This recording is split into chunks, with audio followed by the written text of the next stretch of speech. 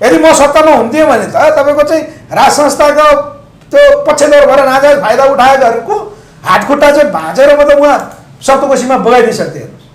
हातखुट्टामा अहिले राजालाई राज संस्था चाहियो भने उहाँले चिन्नुपर्छ। आज कुरा भएन र देशमाथि बेमान गर्नुमा अराजक हुन्छ होइन। यहाँको उत्पीडितहरूले चाहिँ अबको राजा होइन हुनुपर्छ, हुनुपर्छ। खाता नभइकन चाहिँ राजा होइन भने गाउँले खानु बिचको मान्छे हामी सुन्नु न, तपाईँ र म गणतन्त्रवादी भए पनि यो देशमा राज संस्था छिटै फर्किने सम्भावना छ। केही हिजोको पञ्च मण्डले दरबारिया होइन राजा हुँदाखेरि राजतन्त्र हुँदाखेरि त्यतिखेर नुन खाकाहरूले चाहिँ अहिले अभियान चलाइराखेको त्योभन्दा त अरू मैले देखिनँ। कुनै गणतन्त्रवादी त त्यहाँ सरिक छैन। ज्ञानेन्द्र शाहहरू छन्, यी भनेको त उता राजस्थानबाट आएको अहिले पनि बिहाबारी सुन्नु न, उनीहरूको बुहारी नै अहिले हिन्दुस्तानबाट चाहिँ आएको बुहारी हो।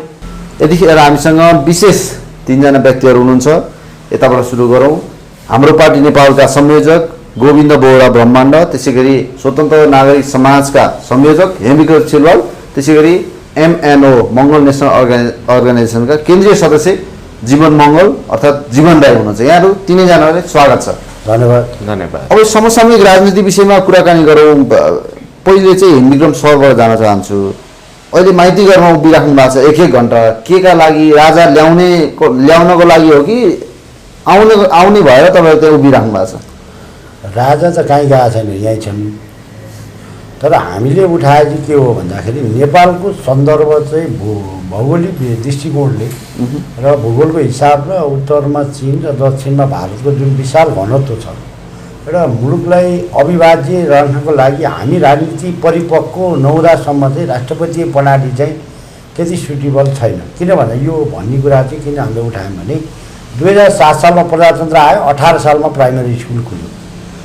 अब शिक्षाको विकास जुन अहिले पछिल्लो चरणमा जति बढिरहेको छ त्यो गतिमा चाहिँ मान्छेले प्रजातन्त्र या लोकतन्त्र या सङ्घीय लोकतान्त्रिक गणतन्त्रको पनि परिभाषा राम्रोसँग नबुझेको अवस्था र त्यहाँमाथि एउटा कुरो के भने म किन राजनीति गर्दैछु र म किन त्यो सामाजिक अभियानमा आएँ भन्ने विषयको पनि परिचय पनि अहिलेका राजनीतिकर्ता र राजनीति नेतृत्वमा चाहिँ देखिएन। नदेखिसकेपछि चाहिँ हामीले के भन्यो भने यो मुलुक एकीकरण एउटा राम्रो लागि होस् या जुन हिसाबले एकीकरण त भयो पृथ्वीनारायण शाहको नेतृत्वमा, त्यो भएपछि हामीले अहिले चाहिँ के देख्यौँ भने अझै पनि तपाईँको जनताले यो मुलुक मेरो हो र मैले चाहिँ यो मुलुकको विषयमा दायित्व निभाउनुपर्छ भन्ने विषयमा परिपक्व नभएको अवस्था देखिएपछि चाहिँ हामीले चाहिँ अहिलेको माइती घरमा 1 घन्टा उभिनुहुन्छ नि तपाईँहरू राज संस्था ल्याउन अथवा राजतन्त्र ल्याउनको लागि राजतन्त्र आउँदैछ र बसिरहनु भएको? राजतन्त्र कहाँ गएको छ र आउनु भने मैले अघि नै भनिहालेँ तपाईँलाई। म भन्दैछु राज संस्थालाई पनि स्पेस दिउँ हामीले चाहिँ, किनभने सबै मिल्नुपर्छ र किन भन्दाखेरि यो अब एक्लै अबको विकल्प के राज संस्था हो? राज संस्था चाहिँ होइन, राज संस्था सहित राष्ट्र सहितको प्रजातन्त्र राजा एक्टिभ मोनार्की हुन सक्दैन। किनभने विश्वव्यापी अहिले चलेको भने वेस्टमिनिस्टर सिस्टम हो, यो बेलायतबाट सुरु भएको हो। त्यो भएको कारणले हामीले के भने बेलायतले पनि 11 वर्ष राज संस्था बिना अभ्यास गर्यो, हामीले पनि अहिले लगभग 13 वर्ष गरिसक्यौँ। तर राष्ट्रपति चाहिँ तपाईँको निष्पक्ष हुन सकेन, साझा व्यक्तित्व हुन सकेन। हिजो रामराजी राष्ट्रपति हुनुभयो, उहाँहरू राज संस्था ल्याउनको लागि शान्तिपूर्ण धरना कार्यक्रमहरू गरिराख्नु भएको छ। 1 महिनाको उहाँको त्यो कार्यक्रम पनि छ। अब राज संस्था नेपाललाई आवश्यक पर्यो हो, किनभने सङ्घीयता गणतन्त्र फेल हो भनेर पनि भनिरहेछन् मान्छेहरूले। यो नेताहरूले नगर्दो रहेछन् भन्ने पनि मान्छेले कतिपय मान्छेले व्यक्तिमा पनि खोट देखिरहेछन्, कति मान्छेले व्यवस्थामै खोट देखिरहेछन्। अब पुरानै व्यवस्था फर्काउनु पर्ने उहाँहरूले जसरी अभियान चलाइराख्नु भएको छ, त्यो हो विकल्प? पहिलो कुरा जो हेम दाजुले भन्नुभयो कि राज संस्था सहितको प्रजातन्त्र भन्नुभएको छ, यो त धेरै लामो समयसम्म रहेको थियो र त्यो अभ्यास भएको हो, सबै कुरा देखिसकेको कुरा हो होइन। त्यसो भएकोले राज संस्था उहाँहरूले आफ्नो माग मुद्दा राख्नु त उहाँहरूको कुरा हो होइन, किनभने माग मुद्दा त जसले पनि राख्न पायो। तर के हो भन्दाखेरि यो चाहिँ एउटा के भन्छ नि भैँसीमाथि चाहिँ उक्लिएको रागलाई कहिले फर्काउन सकिन्छ? सकिँदैन। त्यस्तै हो। त्यो चाहिँ अब राज संस्था फर्काउनु भनेको के हो भन्दाखेरि त्यही हुन्छ। अब राज संस्था फर्किँदैन पनि, राज संस्था फर्काउनु उचित हुँदैन। भयो भने राज संस्था यदि राजा आयो राज संस्था फर्कियो भने त्यसले मुलुकमा फेरि अर्को कचिङ्गल निम्ताउँछ। किन भन्दाखेरि हिजो त्यही चिज मन नपरेर हालेको होइन। अहिले पनि बहुसङ्ख्यकले चाहिँ राजा मान्दैन। केही हिजोको पञ्च मण्डले दरबारिया होइन हरूले नै यो कुरा आवाज उठाएको, त्योभन्दा अरू कसैले पनि उठाएको होइन।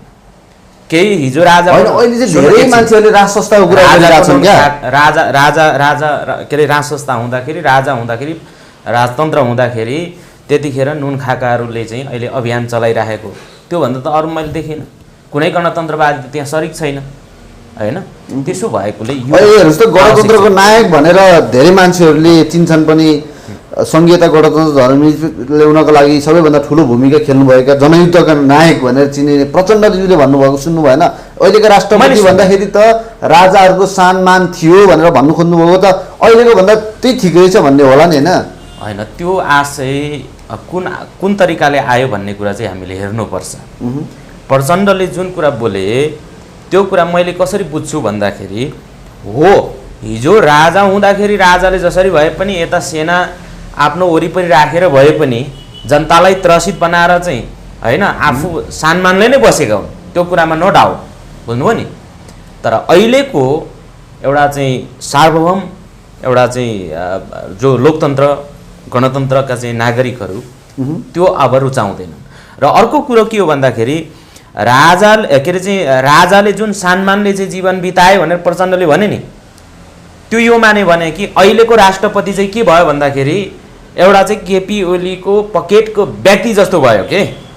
एउटा राष्ट्रपति स्वतन्त्र एउटा संस्था हो, तर त्यहाँ कहीँ न कहीँ मुछिएको कारणले गर्दाखेरि यो राष्ट्रपतिप्रति चाहिँ आलोचना हो, त्यो कुरा मैले बुझ्छु।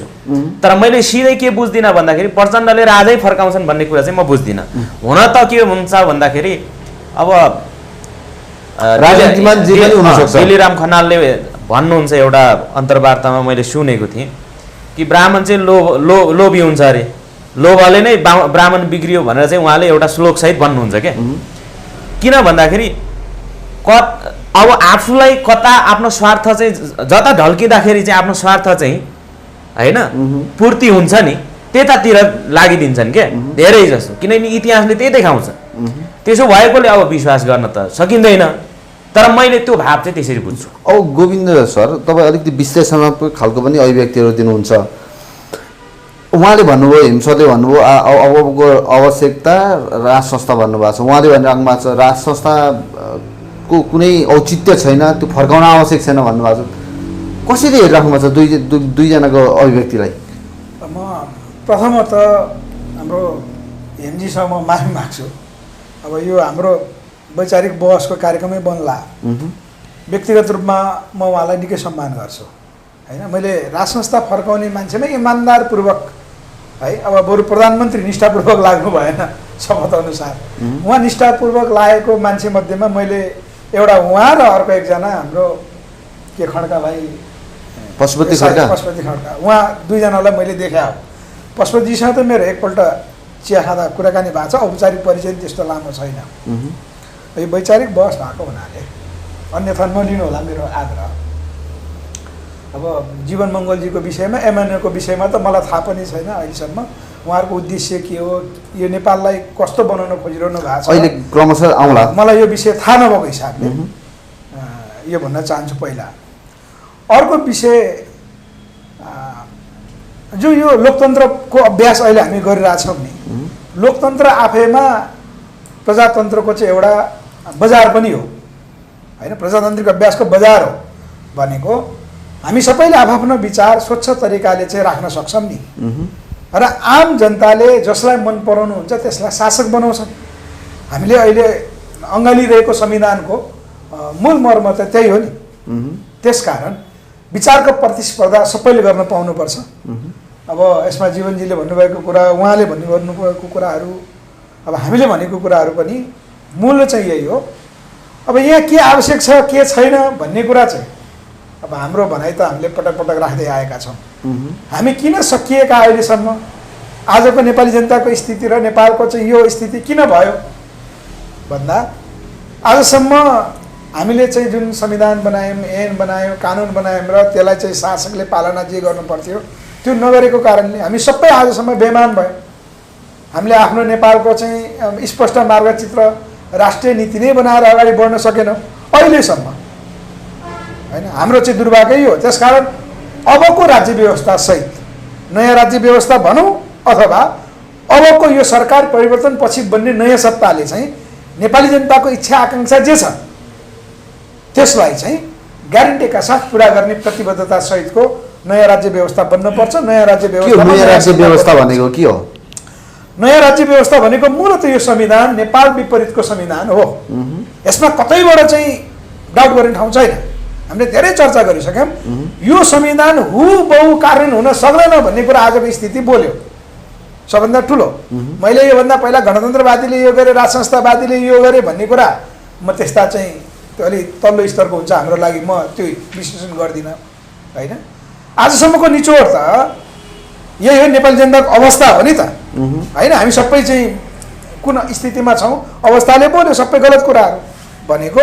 यो अहिलेको संविधान पनि नेपाल विपरीतको संविधान हो। यो पनि योभन्दा पहिलाको त थियो जसको विरुद्ध मलाई जहाँसम्म लाग्छ जीवन मङ्गलजीहरूको आवाज त्यही नै होला। होइन, सायद यो संविधानप्रति त तपाईँहरू तिनैजनाको असन्तुष्टि होला। तर उहाँले जुन टिप्पणी राख्नु भएको छ, उहाँले भन्नुहुन्छ राज संस्था आवश्यक अब राज संस्था फर्किनुपर्छ भन्नुभएको छ। उहाँ भन्नुहुन्छ राज संस्था फर्किन आवश्यक छैन, बरु यो गणतन्त्रलाई नै सुधारेर अगाडि बढ्नुपर्छ। के गर्नुपर्छ? राज संस्था ल्याउनुपर्छ कि गणतन्त्रलाई सुधारेर अगाडि बढ्नुपर्छ? अब यो उहाँहरूको भनाइमा मैले के हुनुपर्छ भन्ने भन्दा त म त हाम्रो पार्टी नेपालकै कुरा राख्छु। हाम्रो पार्टी नेपालको चाहिँ के छ त? हाम्रो पार्टी नेपालको त यो नेपाली जनता सापेक्ष संविधान पुनर्लेखन गर्नुपर्छ र जनताद्वारा चाहिँ आफ्ना शासक आफैले चुन्नुपर्छ। पहिला त आफ्नो कानुन आफैले बनाउनु भन्नुको मतलब राज संस्था आवश्यक छैन होइन। यहाँ राज संस्था आवश्यक छैन होइन। राज संस्थालाई नेपाली जनताको कमान्ड कन्ट्रोल हुने हो भने संस्था गौण कुरा हो, चाहे प्रत्यक्ष गणतन्त्र पनि गौण कुरा हो। त्यसलाई हाँक्ने पात्र लिडर कस्तो हुने, त्यो लिडर कस्तो भनिरहँदाखेरि लिडर भनेको त उसको नीति हो नि। त्यो नीति भनेको त राज्यको मूल नीति हो नि। राज्यको मूल नीति के त अहिलेको समस्या यहाँ हो। त्यसकारण समस्या हामीले राज्य व्यवस्थामा हेऱ्यौँ। जस्तो हेम विक्रम सरहरूले चाहिँ समस्या राज्य व्यवस्थामा देख्नुभयो, होइन। अब हामीले चाहिँ समस्या संविधानमा देख्यौँ र त्यो संविधानलाई लिड गर्न सक्ने नेतृत्वमा देख्यौँ। व्यवस्था परिवर्तन गरिराख्न आवश्यक छैन, त्यो त नीतिले तय गर्छ नि। अब बन्ने राष्ट्रिय नीतिलाई लिड गर्ने कुन व्यवस्थाले त? त्यो त मेन कुरा त नेपालको नीति हो। नेपाली जनताले चाहेको कुरा मुख्य कुरा हो नि। नेपाली जनताले के चाहन्छन् भन्ने कुरा पहिलो त अब यहाँ पार्टीले चाहिँ तपाईँलाई भन्नुभयो नि जनताले प्रत्यक्ष निर्वाचित गर्ने भन्नुभएको छ हो त। राजा ल्याएर पनि फेरि अर्को पात्रलाई प्रत्यक्ष कार्यकारीमा राख्न सकिन्छ भन्ने हो कि राजा ल्याउनु हुँदैन प्रत्यक्ष कार्यकारी चाहिन्छ भन्ने हो? राजा ल्याउने हो, जनताले राजा चाहिँ चुन्न नपाउने भन्ने त हुँदैन नि त। जनताले नै चुनेर राजा स्थापित गर्न सक्छ नि त। त्यो व्यवस्था पनि हामी बहसमा किन नजाने? राज संस्था न हो, राजा भनेको व्यक्ति होइन नि, संस्था हो। यो संस्था हामीलाई आवश्यक छ। यो संस्थाको चाहिँ नीति विधि विधान यस्तो हुन्छ, जनताले चाहिँ त्यो कुरा माग गरे भने त नहुने भन्ने कुरा त हुँदैन नि। हेम सर, यो राज संस्था चाहिँ किन आवश्यक हो? अब यो राज संस्था चाहिँ मैले बारम्बार विगत 11 वर्षदेखि भने यो राज संस्था भङ्ग गर्ने अधिकार सात राजनीतिक पार्टी र राजा ज्ञानेन्द्रलाई पनि थिएन। कसलाई थियो त? किन भन्दाखेरि त्यो जनताको नासो हो। किनभने सार्वभौम सत्ता नेपाली जनताको आस्थाको र धरोहर केन्द्र हो। तपाईँको आवेगमा र निषेधको राजनीति सुरु भयो। त्यो आवेग भनेको के हो त भन्दा गिरिजाप्रसाद कोइराला भर्सेसलाई सत्ताको लोभ थियो, तर शेरबहादुरजीले नै लगेर सदन बुझाएको हुन्छ। धारा 127 त राजा ज्ञानेन्द्र लगाइदिया होइन नि। संविधान त 2047 सालको संविधानको धारा 127 लगाइ, तर त्यो आफूले गरेको प्रतिगमन चाहिँ शेरबहादुरजीले देख्नु भएन, तर राजाले प्रतिगमन गरे भनेर र चाहिँ भन्नुभयो। किन भन्दाखेरि उहाँले निर्वाचन ताजा जनादेश गर्छु भनेको थियो। ताजा जनादेश 6 महिनाभित्र नसकेपछि धारा 127 लगाएर मलाई नै प्रधानमन्त्री दिनु पऱ्यो भनिसकेपछि तिमी चाहिँ जाऊ भनेर पठाइदिए र चाहिँ लोकेन्द्र र सूर्यबहादुरलाई पाले प्रधानमन्त्री बनाइदिए। राजाले गल्ती चाहिँ के गरेको हो भन्दाखेरि राजनीतिक पार्टीका नेताहरू असफल भएर प्रतिनिधि सभा नभएको अवस्थामा चाहिँ युनिभर्सिटीका चाहिँ विद्वान वर्गलाई ल्याएर नागरिक सरकार बनाएर चुनावमा जानु पर्थ्यो राजाले। त्यहाँनिर चाहिँ राजालाई सल्लाह दिने मान्छेहरू सबै बेवकुफ भए। किनभने यही दरबारले पालेको भतुवा ढोके ठकुरी र सूर्यबहादुर अनि कीर्तिबाबु र तुलसीगिरीले गर्छ भनेर यो भ्रमको खेती भयो। मैले बारम्बार के भने नेपालको प्यालेस त भनेको 2007 सालदेखि 104 वर्ष राणाले खोपामा राखेको त ठिकै गरेर छ। जब 7 सालमा चाहिँ बदुवा भैँसी जात फुकिसकेपछि त भद्रमा मात्रै पालेर बिग्रेछ। किनभने दरबारमा राजाले किन 4-5 जना त पूर्व प्रधानमन्त्री थिए नि त राजाले बनाएका। पूर्व प्रधानमन्त्रीले जस्तै अहिले चाहिँ केपीको विरुद्ध 5 जना पूर्व प्रधानमन्त्रीले 20 बमन गरे। त्यसै गर्दाखेरि नेपालको राज संस्था राजा ज्ञानेन्द्र व्यक्तिगत रूपमा आलोचना हुनसक्छ। राजा ज्ञानेन्द्र राजालाई तपाईँ राष्ट्र अध्यक्षको भूमिकामा सही भएन भनेर उहाँको विरुद्ध व्यक्तिगत टिप्पणी हुन सक्थ्यो। तर राज संस्था राजा ज्ञानेन्द्रलाई जोडेर राज संस्था भङ्ग गर्ने अधिकार त कसैलाई थिएन नि त। किनभने दिल्लीको 12 बुँदे समझदारी कुरा गर्नु, चाहे राजाद्वारा 7 राजनीतिक दलसँग सहमति भएको वैशाख 11 को सम्झौता कुरा गर्नु र ठिक छ, राजनीतिक पार्टीहरूले वैशाख 11 गतिको सम्झौतालाई कार्यान्वयन गर नि त। दिल्लीमा 12 बुँदे गरेर आएको त निरङ्कुश राजतन्त्रको अन्त्य भनेको छ, राज संस्था अन्त्य भनेको छैन नि। निरङ्कुशताको प्रतिनिधि सभा पुनर्स्थापना भनेको राज संस्था अन्त्य होइन नि त। किनभने शेरबहादुरले विघटन गरेको प्रतिनिधि सभा राजा ज्ञानेन्द्रलाई पुनर्स्थापना गर्ने अधिकारै थिएन। किन भन्दाखेरि सर्वोच्च अदालतको फुल बेन्चले अहिले पनि त तपाईँको सर्वोच्चमा मुद्दा चलिरहेको छ नि। शेरबहादुर के सामान्य प्रधानमन्त्री केपी ओलीले 2 चोटि संसद विघटन गरिसक्नुभयो। पहिलोचोटिको विघटनमा पुनर्स्थापना भयो, हिजोबाट बहस सकिएको छ, फेरि संसद पुनर्स्थापना हुनसक्छ। संसद पुनर्स्थापना भयो भने पनि शेरबहादुर प्रधानमन्त्री हुँदैनन्, प्रधानमन्त्री केपी ओलीले हुन्छन्। किन भन्दाखेरि संसदीय अभ्यासमा बहुमत त केपी ओलीसँग छ। किन भन्दाखेरि त्यो भएको कारणले गर्दा हामीले के बुझ्नु पऱ्यो भन्दाखेरि संविधानको व्याख्या गर्दाखेरि, संविधानको चाहिँ चर्चा गर्दाखेरि धारा 170 लगाउने शेरबहादुर प्रतिगमन राजा ज्ञानेन्द्र कसरी भयो? जस्तो उहाँले भन्नुभयो राज संस्था गएको छैन, ठाउँ दिनुपर्छ भन्नुभएको छ। राज संस्था आयो भने हुन्छ चाहिँ के, अथवा राज संस्थाको विकल्प हुन त मान्छेले अहिले गणतन्त्रको विकल्प राज संस्था भनेर धेरै मान्छेहरूले आवाज पनि निकालिरहेका छन्, अथवा राज संस्थाको पनि विकल्प अरू केही छ, अथवा गणतन्त्र र राज संस्थाको विकल्प केही छ अरू? राज संस्था नेपालको विकल्प हुन सक्दैन। किन हुन सक्दैन? यो हाम्रो मूल मान्यता हो र हामी एउटा चाहिँ सङ्घीय लोकतान्त्रिक गणतन्त्र धर्मनिरपेक्षको लागि यो पञ्चायत ढल्नुभन्दा अगाडिदेखिको यो एउटा अभियान यो हामीले बोलिराखेको जुन अभियान छ, यो अभियान भनेको गोपाल गुरुङले सुरुवात गरेको अभियान हो। गोपाल गुरुङले राजा महेन्द्रलाई भेटेरै त्यतिखेरै 2022 सालमा चाहिँ सुझाव दिनुभएको थियो। तर राजा महेन्द्रले के बुझ्यो, गोपाल गुरुङले पद मागेछ भनेर गोपाल गुरुङलाई चाहिँ अञ्चल सदस्यमा चाहिँ मनोनित गराइदियो। गोपाल गुरुङले स्वीकार गर्नु भएन। त्यसो भएपछि राजा महेन्द्रसँग चाहिँ सम्बन्ध बिग्रियो। बिग्रिसकेपछि फेरि राजा वीरेन्द्रले चाहिँ सुधार गर्न खोजे है। अब बाउसँगको चाहिँ सम्बन्ध चाहिँ गोपाल गुरुङको बेठी अलिक ठिक भएन, म सुधार्छु भन्ने हिसाबले चाहिँ राजा वीरेन्द्रले चाहिँ गोपाल गुरुङलाई 2029 सालमा दरबारमा बोलाएर 2 चोटि 45 मिनटको एउटा चाहिँ समय दिएर चाहिँ राजा वीरेन्द्रले नै बकाइदा चाहिँ गोपाल गुरुङलाई चाहिँ दरबारमा चाहिँ लिएर संवाद गर्दाखेरि गोपाल गुरुङले भन्नुभयो कि राष्ट्र अन्तर्राष्ट्र दुनियाँ देश दुनियाँको चाहिँ राजनीतिक घटनाक्रम परिदृश्यलाई तपाईँले चाहिँ बुझ्नु नै हुन्छ। त्यसो भएकोले गर्दाखेरि अब नेपालमा लोकतन्त्र आवश्यक छ। तपाईँ निरङ्कुश राजा भएर नबस्नुहोस् भनेर चाहिँ उहाँले आग्रह गर्नुभयो। त्यो कुरा उहाँको कुरालाई चाहिँ राजा महेन्द्रले के अरे वीरेन्द्रले टेरपुछार लगाए। जुन कुरालाई चाहिँ अर्को जो चाहिँ युवराज थिए नि दिपेन्द्रले चाहिँ धेरै कुरा चाहिँ गोपाल गुरुङको कुरालाई चाहिँ सुनेको भन्ने कुरा उहाँले कुरा गर्नुहुन्थ्यो। र उहाँ के अरे चाहिँ दिपेन्द्रले चाहिँ के भने त्यतिखेर चाहिँ त्यो कुरा सुनिसकेपछि केही बाहिर चर्चा चाहिँ के भयो भन्दाखेरि म युवराज हुँदिनँ भनेर पनि एक घोषणा पनि भयो। र त्यो चाहिँ 2052 सालमा पनि जब माओवादी के अरे चाहिँ जङ्गल पस्नु भन्दा 2 महिना अगाडि 2052 साल मङ्सिर 29 गते गोपाल गुरुङले चाहिँ 6 बुँदे चाहिँ लेटर एउटा चिठी चाहिँ पत्रचार चाहिँ राजा वीरेन्द्रलाई चाहिँ गर्नुभएको थियो। त्यो के भनेको थियो भने तपाईँ राजा नभइकन तपाईँ राष्ट्रपति बन्नुहोस्, किनभने नेपालमा राष्ट्रपति बन्न सक्ने त्यस्तो दूरदर्शी मान्छेहरू छैन। त्यसो भएकोले तपाईँ नै बढ्नुहोस्, तपाईँ राष्ट्रपति हुनुहोस्, नेपाललाई चाहिँ सङ्घीय लोकतान्त्रिक गणतन्त्र घोषणा गरिदिनुहोस्। त्यो त लिखित दस्तावेज छ होइन। एवं प्रकारले नै राजतन्त्रको विरुद्धमा र नेपाल हिन्दू राष्ट्र हुनु हुँदैन भन्ने पक्षमा गोपाल गुरुङले चाहिँ निरन्तर सङ्घर्ष गर्दाखेरि गोपाल गुरुङ 3 वर्ष भद्रकोल जेलमा सडाइयो, साम्प्रदायिक हो यो, यसलाई चाहिँ सिध्याउनु पर्छ भनेर अहिलेका चाहिँ नेपाली काङ्ग्रेसका रामचन्द्र पौडेल र अर्को जेपी गुप्ताले चाहिँ के लेखे, गोपाल गुरुङलाई जेलभित्र सडाइदेऊ, अहिले पनि हामीसँग कटिङ छ, उनीहरूले बोले होइन। र गोपाल गुरुङलाई चाहिँ ज्ञानेन्द्र पछि फेरि 2058 सालमा गोपाल गुरुङले फेरि एउटा पुस्तक लेख्नुभयो, इन्क्वेस्ट मङ्गोल इन्टेटिभ एन्ड चाहिँ एमएनओ अन द डक्टरेट पिएचडी भनेर चाहिँ उहाँले एउटा पुस्तक लेख्नुभयो। त्यसपछि उहाँले त्यो पुस्तक साथसाथै उहाँले राजा ज्ञानेन्द्रलाई चाहिँ 2058 सालमा एउटा लेटर लेख्नुभयो।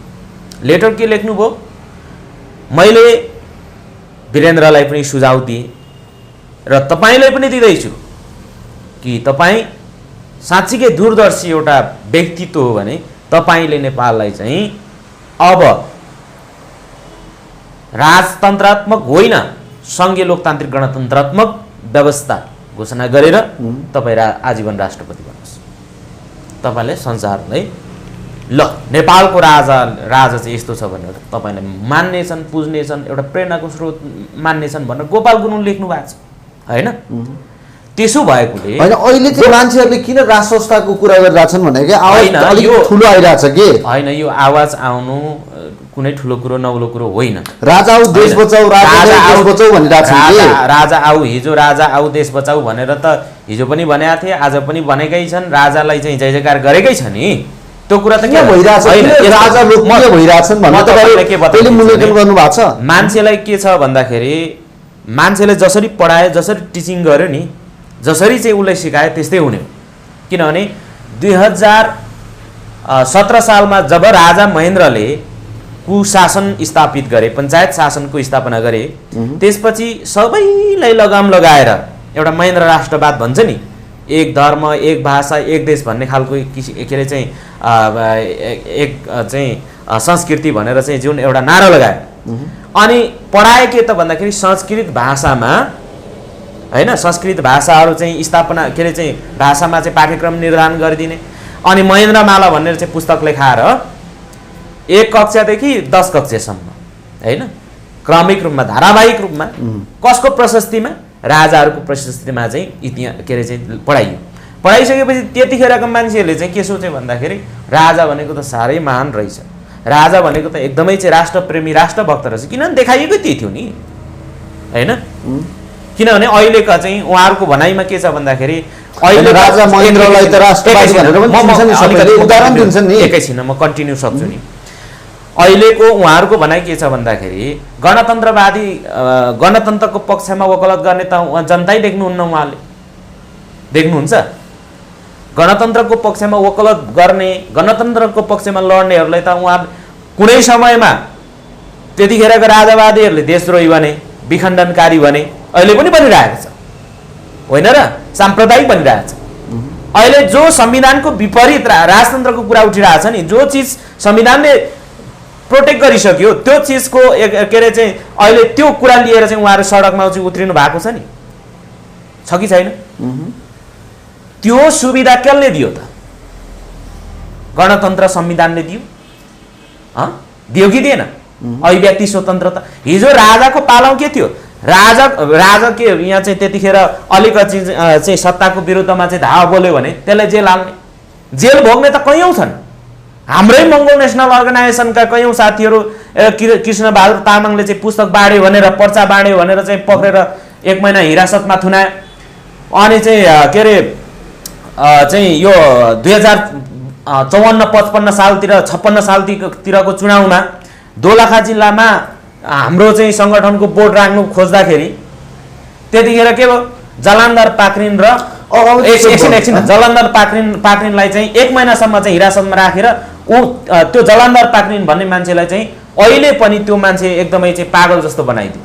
बुझ्नु भएन त्यतिखेर सुन्नु न त्यतिखेरको अवस्थामा चाहिँ के अरे चाहिँ एकदमै चाहिँ पीडा दिएर अत्यन्तै धेरै चाहिँ त्यहाँ दर्दनाक पीडा दियो नि त त्यहाँ त धेरैभन्दा धेरै चाहिँ शारीरिक मानसिक टर्चर दिएपछि मान्छे के हुन्छ अहिले अब कहाँ छ त्यो थाहा छैन होइन यसरी गरेर हिजो कयौँ मान्छेले होइन त्यो त एउटा चाहिँ हाम्रो कुरा भयो यहाँ कयौँ मान्छेले चाहिँ एउटा चाहिँ राजतन्त्रको चाहिँ विरुद्धमा बोल्दाखेरि अथवा त्यतिखेरको चाहिँ एउटा व्यवस्था विरुद्ध धावा बोल्दाखेरि मान्छेलाई चाहिँ जेलमा सडाएर चाहिँ मारियो त्यतिखेर त राजा चोर देश छोडसम्मको नारा लाउँथे होइन बाध्यता थियो नि परिस्थिति थियो नि सर उहाँले भन्नुभयो जस्तो राज संस्था कुनै हालतमा आवश्यक छैन उहाँहरूको स्वतन्त्रता छ आवाज जोड्न सक्नुहुन्छ भनेर भनिराख्नु छ अब जस्तो कतिपय मान्छेहरूले चाहिँ हजारवटा राजा अहिलेका छोटे राजाहरूभन्दा एउटै राजा ठिक भनेर भनिरहेछन् कतिपय मान्छेले चाहिँ अब अलिकति यो व्यवस्थालाई परिमार्जन गरेर अगाडि बढ्नुपर्छ भनिरहेका छन् तपाईँको राय चाहिँ के छ जस्तो राज संस्था आउनुपर्छ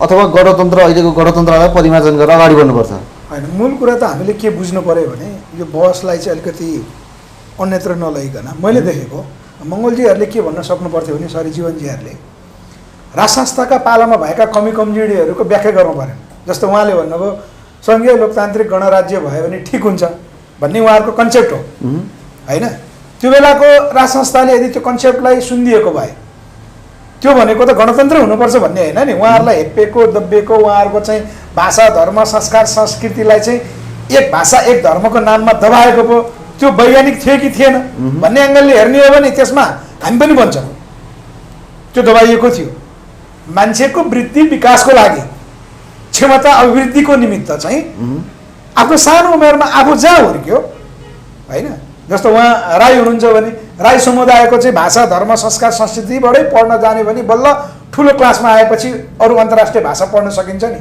त्यो क्षमता अभिवृद्धिमा चाहिँ ब्लक भएकै हो होइन राज संस्थाको त्यसलाई बदलिनु पर्थ्यो न कि त्यो बदल्ने नाममा यहाँ फेरि विदेशी तत्त्वले घुसपैठ गर्ने गरी हाम्रो भाषा धर्म संस्कार संस्कृति नसित्याइकन हुन्न भनेर चाहिँ फेरि साम्राज्यवादी शक्ति विशेष गरी त्यो बेलामा चाहिँ बेलायतले योजनाबद्ध रूपमा नेपाल राष्ट्रमा हाम्रो कब्जा जमाउनुपर्छ नेपाललाई उपनिवेश बनाउनुपर्छ यसको निमित्त यहाँको स्थानीय भाषा धर्म संस्कार संस्कृति सिद्ध्याउनुपर्छ भन्ने नाममा चाहिँ फेरि अनेकन उचालेको पनि त हो त्यसकारण यसलाई राज्यले सम्बोधन गर्नु पर्थ्यो त्यो बेलाको राज संस्थाले त्रुटि गरेकै हो होइन त्यो राज संस्थालाई त्रुटिले गर्दा अहिले विकृति आइरहेछ होइन त्रुटिको हामीले ठम्याउँदाखेरि चाहिँ जस्तो मङ्गलजीहरूले भन्नुभएको कुरा सम्भवतः उहाँहरूको कुरा त्यही हो होइन उहाँले चाहे वीरेन्द्रलाई सुझाव दिउन् चाहे चाहिँ त्यसमा दिपेन्द्रले चाहिँ त्यसलाई स्वीकार गरे हुन् चाहे प्रचण्डले स्वीकार गरे हुन् यो भनेको चाहिँ आम नेपाली जनताले अधिकार स्थानीय तहमा पाउनुपर्छ होइन स्वायत्त शासन ऐन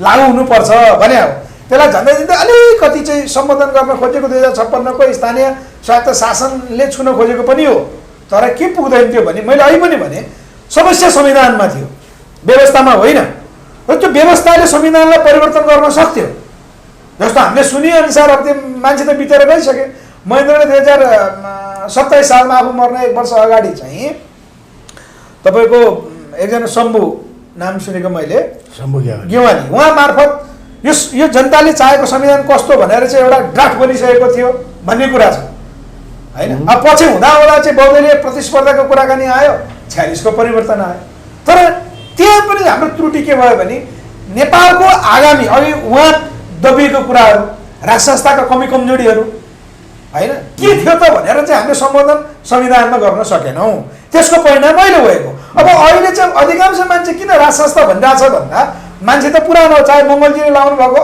आरोप पनि त्यही नै हो होइन उहाँले भन्नुभएको कुरा अब पहिलाका मान्छेहरू अनेकन सिकाएका छन् त्यसको चाहिँ फाइदा लिएका मान्छेहरू थुप्रै छन् देखिन्छ भने यदि म सत्तामा हुन्थेँ भने त तपाईँको चाहिँ राज संस्थाको त्यो पक्षधर भएर नाजायज फाइदा उठाएकाहरूको हातखुट्टा चाहिँ भाँचेर म त उहाँ सप्तकोशीमा बगाइदिइसक्थेँ हातखुट्टामा अहिले राजालाई राज संस्था चाहियो भने उहाँले चिन्नुपर्छ मैले त भनिदिन्छु नि बालकृष्ण न्यौपाने र सुरेन्द्र भण्डारीहरू जस्तो त हातखुट्टा उहाँले भाग्नु पर्थ्यो वास्तवमा नेपालको चाहिँ एउटा विधि विधान सिद्ध्याउँदै त्यस्ता पात्रहरू जो युरोपियन युनियनबाट परिचालित पात्रहरू राजाहरू देशको कुरा भएन र देशमाथि बेमान गर्नुमा अराजक हुन्छ त्यही सुरेन्द्र भण्डारी होइन तिनलाई त लाज लाग्नुपर्छ नि नेपाल ल क्याम्पस पढाउँदै भागेको मान्छे भगौडा अहिले पनि त्रिभुवन युनिभर्सिटीको चाहिँ पत्र छ उनलाई कारबाही गरेको नेपाललाई विधि विधान सिकाएछन् त्यस्ता मान्छे राज संस्था चाहियो भनेर चाहिँ भनिरहेछ हेर्नुहोस् मैले उदाहरण दिएको है, तिनै हुन् नेपालमा चाहिँ आत्मनिर्णयको अधिकार सहित, त्यो भनेको राज्य टुक्राउन पाउन पर्ने अधिकार सहित संविधान बन्नुपर्छ भनेर चाहिँ किताब लेख्ने मान्छे ती सुरेन्द्र भण्डारीहरू, यहाँ चाहिँ विदेशीका चाहिँ आइएनजिओहरूका कन्सल्टेन्टहरू, अहिले राज संस्था चाह्यो भने लाग्ने डुप्लिकेट यस्ता मान्छेहरूलाई उहाँहरूले कारवाही गर्न सक्नु। यस्ता विकृतिहरू थिए, अहिले पनि छ। पाउनु न, मैले तपाईँलाई क्लियर गराउँछु, अहिले पनि छ होइन। जस्तो उहाँ जीवनजीले भन्नुभयो उत्पीडनको कुरा बोल्नुभयो भने भनेको यसलाई हामीले सही ट्र्याकमा लाने कहाँ त भन्दा अबको संविधान, मैले फेरि पनि भने व्यवस्था गौण कुरा हो। छन् राज संस्था व्यवस्था यो देशको आवश्यकता हो, हामीले भनेन व्यवस्था त परिवर्तन हुनुपर्छ भनेको नीति परिवर्तन हुनुपर्छ। त्यो नीतिलाई लिड गर्ने हामी पहिला नीति बनाऊँ। मेरो जीवनजीलाई होइन, नेसनल मङ्गोल अर्गनाइजेसनलाई पनि मेरो आग्रह छ, तपाईँहरूले देशको खाका कस्तो ल्याउनु भएको छ, आउनुहोस् राज संस्थाले म पुरा गर्छु भनेर तपाईँ उत्पीडनमा परेको कुरा सम्बोधन गर्छु भन्यो भने राज संस्थाको तपाईहरु तयार हुनुहुन्छ? यदि राज संस्थाले आउनुहोस् छलफल गरौँ, हामी पनि त्यसमा छलफल गरौँ। होइन भने नेपाली जनताको तर्फबाट बनेको नीति, म फेरि यो हेमविक्रम शिवलाजीलाई पनि हो, आउनुहोस् नेपाली जनताले बनाएको नीति यदि राज संस्थाको कोही मान्छे आएर पुरा गर्छु भनेर प्रतिबद्धता गरेन भने प्रत्यक्ष गणतन्त्र, जनताको चाहिँ प्रत्यक्ष निर्वाचित कार्यकारी राष्ट्रपतिमा तपाईहरु पनि आउनुपर्छ। मङ्गलजी तपाईहरु तयार हुनुहुन्छ? यदि राज संस्था ल्याएर तपाईहरुको माग पुरा हुने हो भने, तपाईहरुले भने अनुरूप संविधान जारी गर्ने हो भने तपाईहरु तयार हुनुहुन्छ राज संस्था स्वीकार्न? यो कहिले पनि तयार हुँदैन। किनभने नि म तपाईलाई भन्छु, पहिलो कुरा राजाहरूले नै यो देश बिगारेको। राजाहरूले देश बिगारेको पहिलो कुरा है, राजाहरूले नै सबैभन्दा यहाँ चाहिँ पीडाको उत्पीडनको कुरा र यहाँ चाहिँ अन्धकार चाहिँ बनाएर राख्ने त राजाहरू नै हो। किनभने सबैभन्दा लामो शासन गर्ने राजाहरू चाहिँ शाहवंशी राजा हो, बुझ्नुभयो नि। तर त्योभन्दा अगाडि गयो भने किरात शासन थियो, किरात राज्यहरू थियो नि, थियो कि थिएन? थियो। भनिसकेपछि अहिले उहाँ कहाँबाट चाहिँ आएको मान्छे चाहिँ के अरे वंशहरू चाहिँ यहाँ राजा गर्न पाउने, त्यसो भए राजा त यहाँको हुनु पर्यो नि त। तर यहाँको त राजा मान्न तयार हुनुहुन्न। हाम्रो हेमविक्रम सरलाई अस्ति पनि मैले शाहवंशी बाहेक अरूको राजा बनाउनुपर्छ भन्ने तपाईँको माग हो? होइन, त्यो पनि हुँदैन। अब राजा भनेको के हो भने, राजा भनेको आफैमा एकात्मक प्रतीक हो, त्यसो भएको राजा हुन सक्दैन।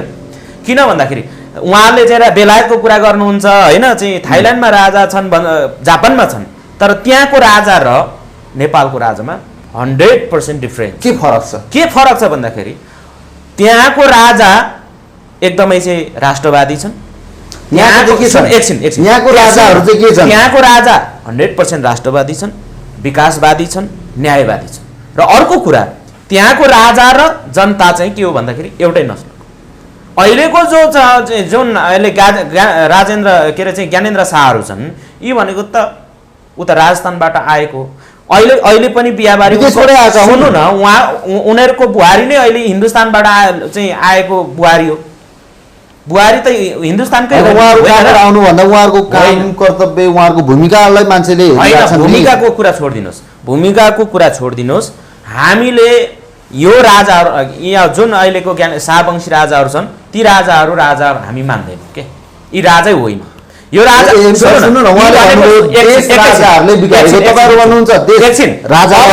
एकछिन, तपाईँले 2007 सालमा होइन जुन एउटा चाहिँ क्रान्ति भयो नि, 2007 सालमा चाहिँ एउटा राणा फ्याक्ने क्रान्ति भयो। नाम त चाहिँ जानिए राणा शासन फ्याक्ने क्रान्ति हो भनेर नाम दियो। तर त्यो क्रान्तिमा रामप्रसाद राई जस्तो व्यक्तिहरूले चाहिँ त्यहाँ योगदान गरेका छन्। त्यतिखेर चाहिँ धर्मभक्त माथेमा होइन शुक्रदास शास्त्री, गङ्गालाल श्रेष्ठ, दशरथ चन्दहरूले एउटा चाहिँ बलिदान दिएका छन् होइन, आहुति दिएका छन्। त्योभन्दा अगाडि जाउँ, हामीले चाहिँ राणा शासनकै कालमा श्रीपति गुरुङले चाहिँ यो देशमा सबैभन्दा पहिला विद्रोहको झन्डा फहराए। त्यसपछि सुखदेव गुरुङले चाहिँ विद्रोहको झन्डा फहराए। सुखदेव गुरुङ नेपालकै इतिहासमा सबैभन्दा लामो चाहिँ जेल बस्ने व्यक्ति भनेको सुखदेव गुरुङ हो। आज सुखदेव गुरुङ कहाँ छ होइन? केशर गुरुङ भन्ने व्यक्तिले नेपालमा चाहिँ सबैभन्दा पहिला डेमोक्रेसी चाहिन्छ भनेर राणाकाल चन्द्र शमशेरको पालामा के अरे चाहिँ चन्द्र शमशेरलाई सुझाव दिए। त्यो कुरा चाहिँ न त चन्द्र शमशेरहरूले चाहिँ माने, न त त्यतिखेर अब राजा त त्यतिखेर चाहिँ अधिकारविहीन बनाएर राखेको थियो, प्रधानमन्त्री चाहिँ पावरफुल थियो। अनि जब चाहिँ 2007 सालको क्रान्ति हुँदाहुँदै केही ब्राह्मण र राजा राणा मिलेर तीनटा मिलेर चाहिँ दिल्लीमा चाहिँ गएर के अरे सम्झौता गरेन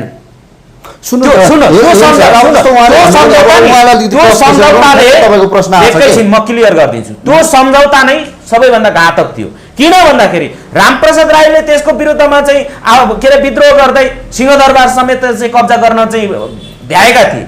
तर उनीहरूले के गरे, केही ब्राह्मण उनीहरूकै उसकै सहकर्मीहरू चाहिँ ब्राह्मणहरू चाहिँ मिलेर ब्राह्मणहरू राजाहरू मिलेर चाहिँ के अरे चाहिँ दिल्लीमा गएर 3 बुँदे सहमति गरे। 3 बुँदे सहमतिमा के भयो, ब्राह्मण राजा राणा त मिलेर खाने खाए नि त। अनि त्यसपछि क्रमिक रूपमा आजसम्म के भएको छ, त्यही के अरे चाहिँ त्यही राणा शासन फ्याँक्नको लागि चाहिँ लड्ने, कोही शहीद हुने, कोही चाहिँ झुन्ड्याउनु पर्ने, कोही चाहिँ ब्राह्मण भएकोले चाहिँ माफी माग्ने, माफी पाउने।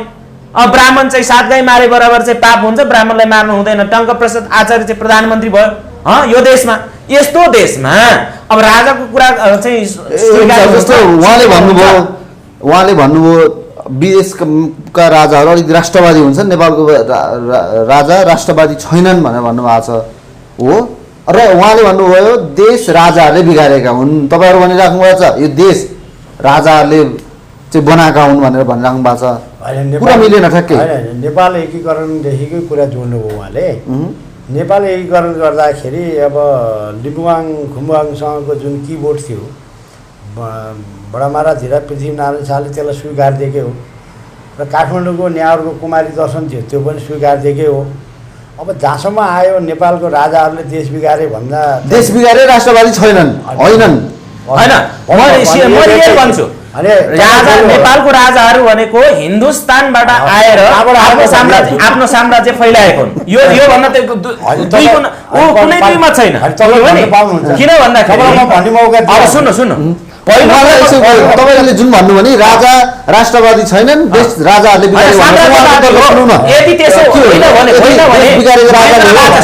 महेन्द्र राजाले नेपालमा चाहिँ एकतन्त्रीय शासन चलाएर हाम्रो भाषा, हाम्रो धर्म, हाम्रो संस्कृति, हाम्रो राजनैतिक अधिकार खोसेको होइनन्? खोसेको हो कि होइन?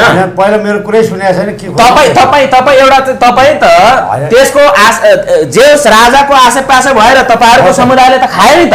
मैले खाएँ त्यो पनि म भनौँ होइन, तपाईँले खानु भयो भनेको, तर तपाईँको समुदायले एउटा बृहत समुदायले चाहिँ के गर्छ भने सबै सुविधा लिएर चाहिँ बसेका छन्। स्वतन्त्र नागरिक समाजका संयोजक हेम सर जस्तो उहाँले भन्नुभयो राजा राष्ट्रवादी छैनन्, राजा राष्ट्रवादी छैनन्, देश राजाहरूले बिगारेका हुन्।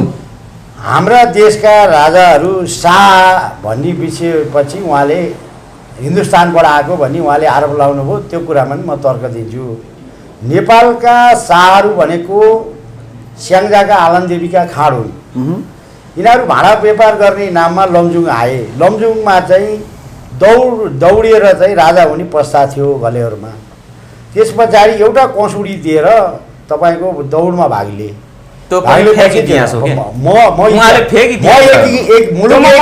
सिपाहीको छोरो म होइन। अब तपाईँले भने पत्याउँछ कि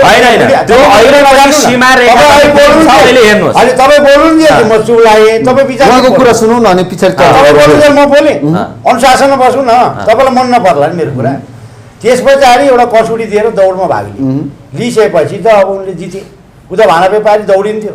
अब चाहिँ त्यो गुरुङ के अरे त्यहाँका घलेहरूको जाँडा खाएर लट्ठा चाहिँ कहाँबाट दौडिन् पछाडि नि त। त्यस पछाडि त्यसरी सुरु भयो नरहरी शाह र भुपाल शाहको। अब कुलमानगढ खाँड यी खाँड राजा भए। तिनका छोरा हुन् नरहरी शाह र जर्वे शाह। त्यो भएकाले उहाँहरूको कुलाइन देवता छ आलमदेवी होइन। अब बडमारा धिराज पृथ्वीनारायण शाहले मुलुक एकीकरण गर्ने काम भयो। भक्तपुरका राजा रणजित मल्लका छोरा होइन कसैको राजा भयो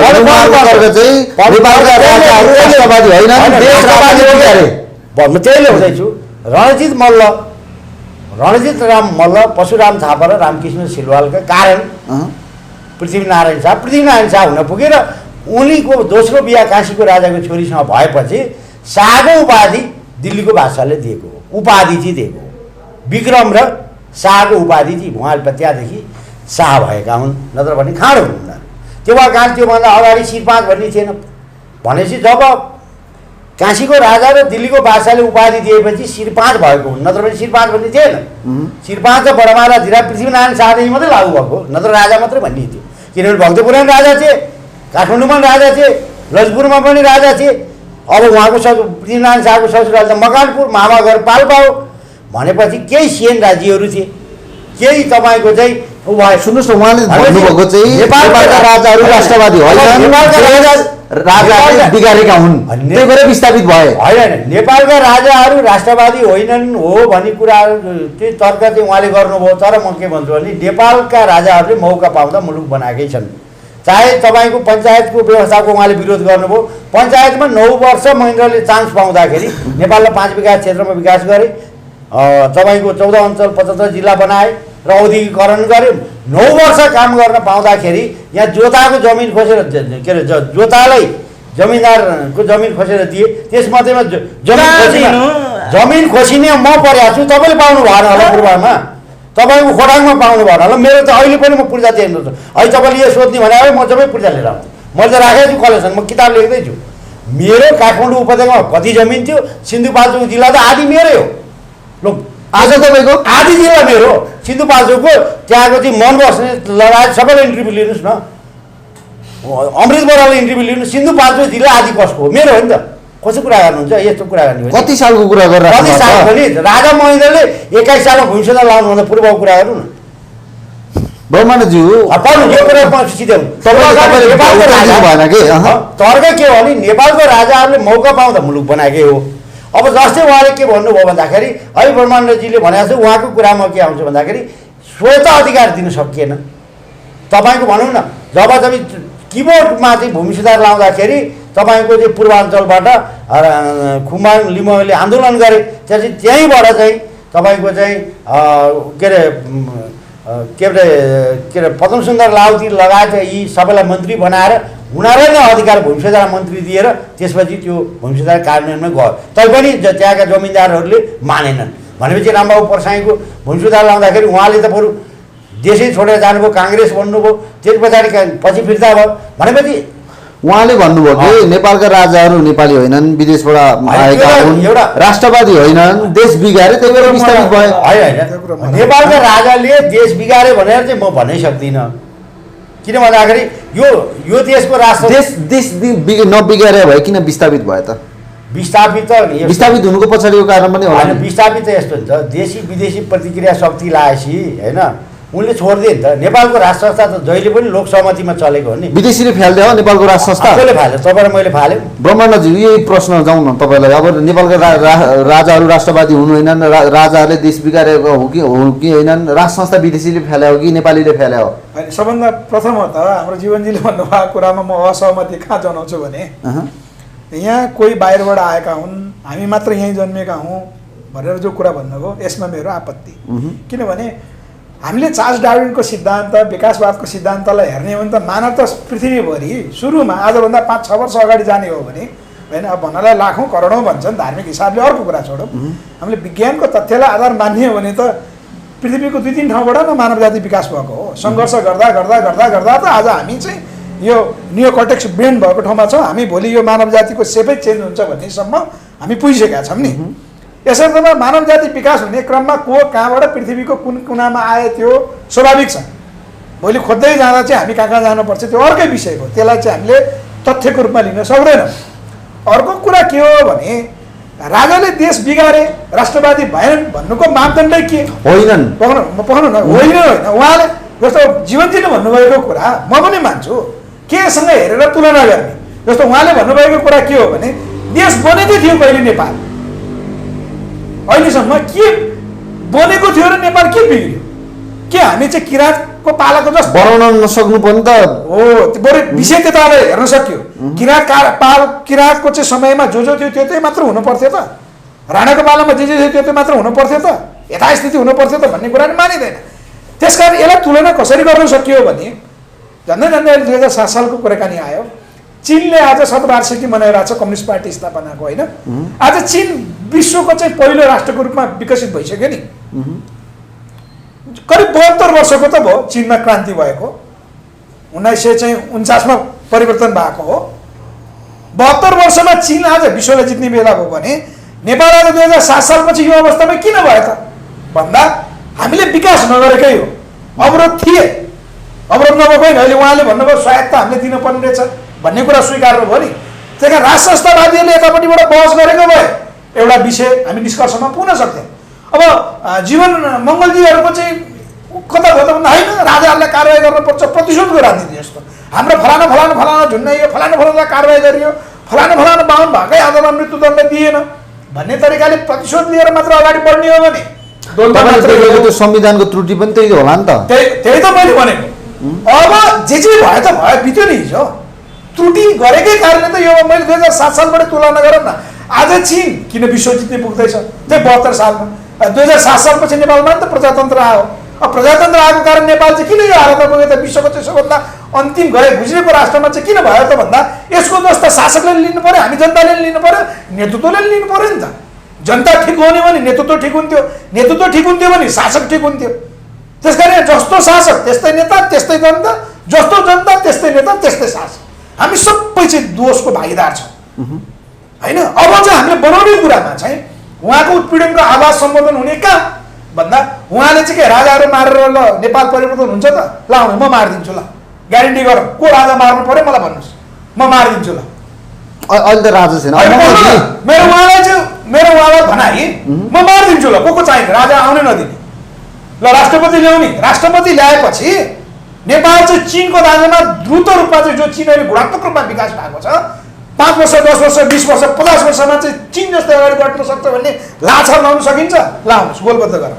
म हेर्दिनँ नि तान्छु त्यहाँ विकास। किन? हामीले त देशको मुक्ति चाहेको हो नि त होइन, नेपालको चाहिँ विकासको रूपान्तरण चाहेको हो नि त। हामी यहाँ जातीय द्वन्द्वमा, धार्मिक द्वन्द्वमा, सांस्कृतिक द्वन्द्वमा अनि विकासका नाममा चाहिँ आज हेर्नुहोस् त भएका उद्योग धन्दा कल कारखाना अलिकति राजाकै पालामा खोलेका नि बन्द गरेर चाहिँ यहाँ विदेशी उद्योग धन्दा ल्याएर हामी रोजगार पाउने हो। त्यस कारण यहाँ राजा यहाँबाट आयो भनेर हामीले मुक्ति पाउने हो होइन नि त। बन्छु त कहाँबाट भन्दा अबको नेपालको खाका, अबको नेपालको राष्ट्रिय नीति, त्यो राष्ट्रिय नीतिमा हामी सबै सहमत हौँ। गोलमेज सभा गरौँ जनताको तर्फबाट, अनि नेतृत्व गर्ने कोले राजा हो भने को राजा हुने आउँ, होइन भने राजाले किन ल्याउने? प्रत्यक्ष गणतन्त्रमा चाहिँ को आउने? प्रचण्ड हो भने बहस गर्न आउनुहोस्, बाबा हुने भने बहस गर्न आउनुहोस्। हो हाम्रो चाहिँ उहाँ नेसनल मङ्गोल अर्गनाइजेसनको को हुनुहुन्छ आउनुहोस् बलसँग। नेपाली जनताको माग के हो सम्बोधन गरौँ र नेपालमा कहाँबाट इन्जिनियरिङ गरौँ न यार। तपाईँ एउटा स्टुडियो बनाउनको त मलाई थाहा छ तपाईँले 1 वर्ष अगाडिबाट चाहिँ म स्टुडियो यस्तो बनाउँछु भनेर होमवर्क गरिरहनु भएको थियो। त्यही अनुसार आज बल्ल पुरा भएको छ। अझ तपाईँको सोच त चाहिँ BBC चाहिँ न्युज स्टुडियोको जस्तो बनाउने होला। त्यो त इन्जिनियरिङ चाहियो नि। नेपालको इन्जिनियरिङ छैन, राष्ट्रिय नीतिमा बहस छैन हाम्रो। यहाँ त प्रतिशोधको कुरा। मलाई मेरो बाबुबाजेले हिजो त्यो गरे, अघि उहाँले भने जस्तो उहाँको जग्गा जमिन खस्यो। म पनि त रामेछापको एउटा चाहिँ चामलको भात खानलाई दसैँ आउनु पर्थ्यो। आज काठमाडौँमा एउटा छाप्रो बनाएर बस्नु सक्ने भएँ। त्यस कारण विकास। मङ्गलजी तपाईँहरू अलिकति प्रतिशोधको राजनीति र जातीय राजनीति गर्नुहुन्छ भन्ने तपाईँहरूलाई आरोप ट्याग लागिरहन्छ। उहाँले पनि भनिसक्नुभयो कुनै बेला त्यो थियो, त्यो पीडालाई अहिले पनि तपाईँहरू प्रतिशोधमा अगाडि बढाइराख्नु भएको छ होइन। राजा चाहिँ हुनै हुँदैन, जस्तो सुकै होस्, राजा भन्ने शब्दै तपाईँलाई मन पर्दैन होइन। यस्तो हामीले प्रतिशोधको कुरा गरेका छैनौँ, तर राजाले गल्ती गरेको ठाउँमा कारवाही हुनुपर्छ। जस्तो ज्ञानेन्द्र राजाले हिजो 10,000 मान्छेहरूलाई चाहिँ मार्नमा ज्ञानेन्द्रको भूमिका छ। आज मान्छेलाई चाहिँ प्रचण्डले मार्यो भन्छ नि, प्रचण्ड मात्र दोषी होइन नि त। प्रचण्ड दोषी हो भने ज्ञानेन्द्र पनि त्यति नै दोषी हो। किन भन्दाखेरि त्यतिखेरको समयमा ज्ञानेन्द्र राजाले अथवा इभन चाहिँ वीरेन्द्रहरूले नै सबै कुरा चाहिँ यहाँका उत्पीडितहरूको सवाललाई चाहिँ समाधान गरेको भए त सकिजान्थ्यो त। कति सहज तरिकाले छोड्नु भएको थियो भन्ने अहिलेको नेताहरू भन्दा उहाँबाट सिक्नु पर्ला नि। त्यो यस्तो सहज तरिकाले छोडेको होइन। 10,000 मानिसको ज्यान चाहिँ खुन बगाएर मात्र ज्ञानेन्द्रले सत्ता छोडेको, बुझ्नु भएन तपाईँले? सजिलो ज्ञानेन्द्रले चाहिँ उहाँको फेरि आरोप छ कि झरेको हो र विदेशीले नेपालको राज संस्था फ्यालिदियो, विदेशीको सहयोगमा नेपालमा एउटा के हुन्छ भन्दाखेरि होला क्रान्ति हुँदाखेरि अहिले उहाँहरू पनि राजनीति गर्दै हुनुहुन्छ नि, काहीँ न काहीँ उहाँहरू पनि त इन्भल्भ त छैन। कुनै न कुनै एउटा विदेशको एउटा चाहिँ होइन नैतिक सपोर्ट माग्नु भएको होला। राजा ज्ञानेन्द्र नै नैतिक सपोर्ट माग्दै जाने क्रम तपाईँले देखिरहनु भएको हो। कहिले थाइल्यान्ड पुगेको देख्नुभयो भ्रमणमा जानुभयो हो, होइन, त्यस्तो- भ्रमण त यहाँ त के भयो त राजा ज्ञानेन्द्रले सिक्वेन्स जानै नहुने हो। होइन, भ्रमण जानै जानै नहुने भन्ने नहुने हो। होइन। मैले के भन्दैछु भने जान बित्तिकै तपाईँहरू शङ्का गर्नुहुन्छ नि। शङ्काको कुरा होइन, हामीले चाहिँ फ्याक्ट कुरा गर्छौँ। अहिले जति पनि छ नि नेपालमा राजनीतिक दलहरू आफू जति नै राष्ट्रवादी भए पनि कुरो त उही हो, जसले गरे पनि तपाईँ चाहिँ के अरे चीनको विरुद्धमा चाहिँ तपाईँ कराएर के गर्न सक्नुहुन्छ? दिल्लीको चाहिँ भारतलाई चाहिँ सराप्ने हो, सराप्ने त एकछिन सराप्ने हो नि, तर समस्या यहाँ छ। अनि दुनियाँलाई सरापेर हुन्छ? समस्या यहाँ छ। अनि तपाईँ दिल्लीले चाहिँ लोकतन्त्र आउनु के अरे लोकतन्त्र आउँदाखेरि ल लोकतन्त्रको लागि चाहिँ होइन हाम्रो नैतिक सपोर्ट छ भन्दाखेरि त्यत्रो रोइलो गर्नु पर्ने कुरा पनि छैन। अब चाहिँ उहाँहरूलाई हिन्दू राष्ट्रको लागि अहिले चाहिँ के भन्छ, दिल्लीले चाहिँ सहयोग गरिरहेको छ। किन गरेको छ? गरिरहेको छ नि, त्यो त 100%, त्यसको त प्रमाणहरू छ। नैतिक सपोर्ट होइन, आर्थिक सपोर्ट समेत गरेको छ। नेपालमा हिन्दू राष्ट्र चाहिँ बनाउनु पर्छ, राष्ट्र चाहिन्छ भनेर उचाल्ने त दिल्ली हो नि त अहिले त होइन। किनभने यो आफ्नो फाइदाको लागि गर्ने चिज हो के। राजनीतिमा त्यो हुन्छ के अरे चाहिँ तपाईँ एक्लै गएर कुदेर कहीँ पनि पुग्नुहुन्न। तपाईँले सबै दुनियाँलाई नै मिलाएरै राख्ने हो, मिलाएर सन्तुलित बनाएर लाने हो। त्यसो भएकोले त्यसमा म चाहिँ के अरे चाहिँ दिल्लीले फालो अमेरिकाले फालो भन्दा पनि यो फाल्ने को त रियलमा भन्दाखेरि यहाँका नागरिक हो। किन भन्दा 17,000ले बलिदान दिएको हो, त्यसै होइन नि। त्यो 17,000 चाहिँ के चाहिँ विदेशीले चाहिँ लड भनेको हो, स्वस्फूर्तले लडेका छन्। त्यसमा त्यो आन्दोलनमा सहभागी हुने हामी पनि हो। हामीले पनि कयौँ चाहिँ एउटा चाहिँ चोट सहेर चाहिँ हामीले प्रतिकार गरेका छौँ। सुन्नुहोस्, पहिलो कुरा के हो भन्दाखेरि म बताइदिन्छु। अहिले जति पनि नेपालमा समस्या छ नि, यो सबै एकात्मक सोच शैलीले नै हो। अहिले लोकतन्त्र आयो, लोकतन्त्रमा पनि तन्त्र त कस्तो छ?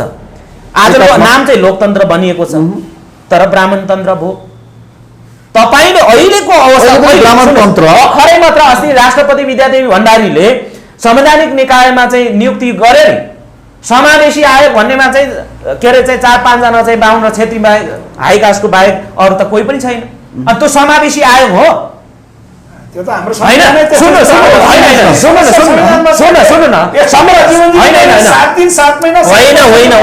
संविधानमा के भनेको छ भने समानुपातिक समावेशी व्यवस्था भनेको छ। समानुपातिक संविधानमा त प्रब्लम त होइन नि।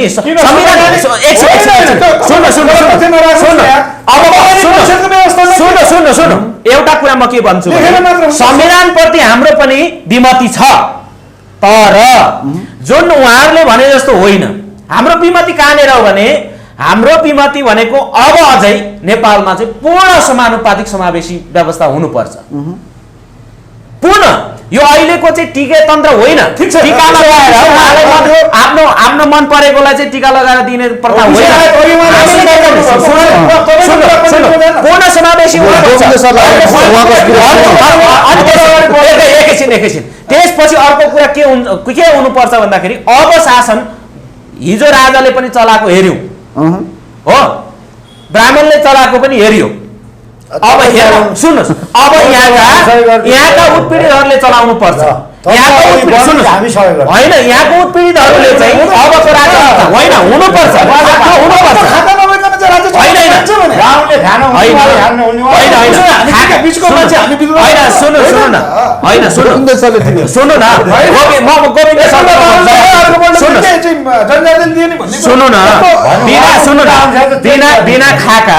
बिना खाका कोही पनि बढ्दैन। तपाईँ पनि आफ्नो खाका बोकेर हिँड्नु भएको छ, मेरो पनि आफ्नो खाका छ नि।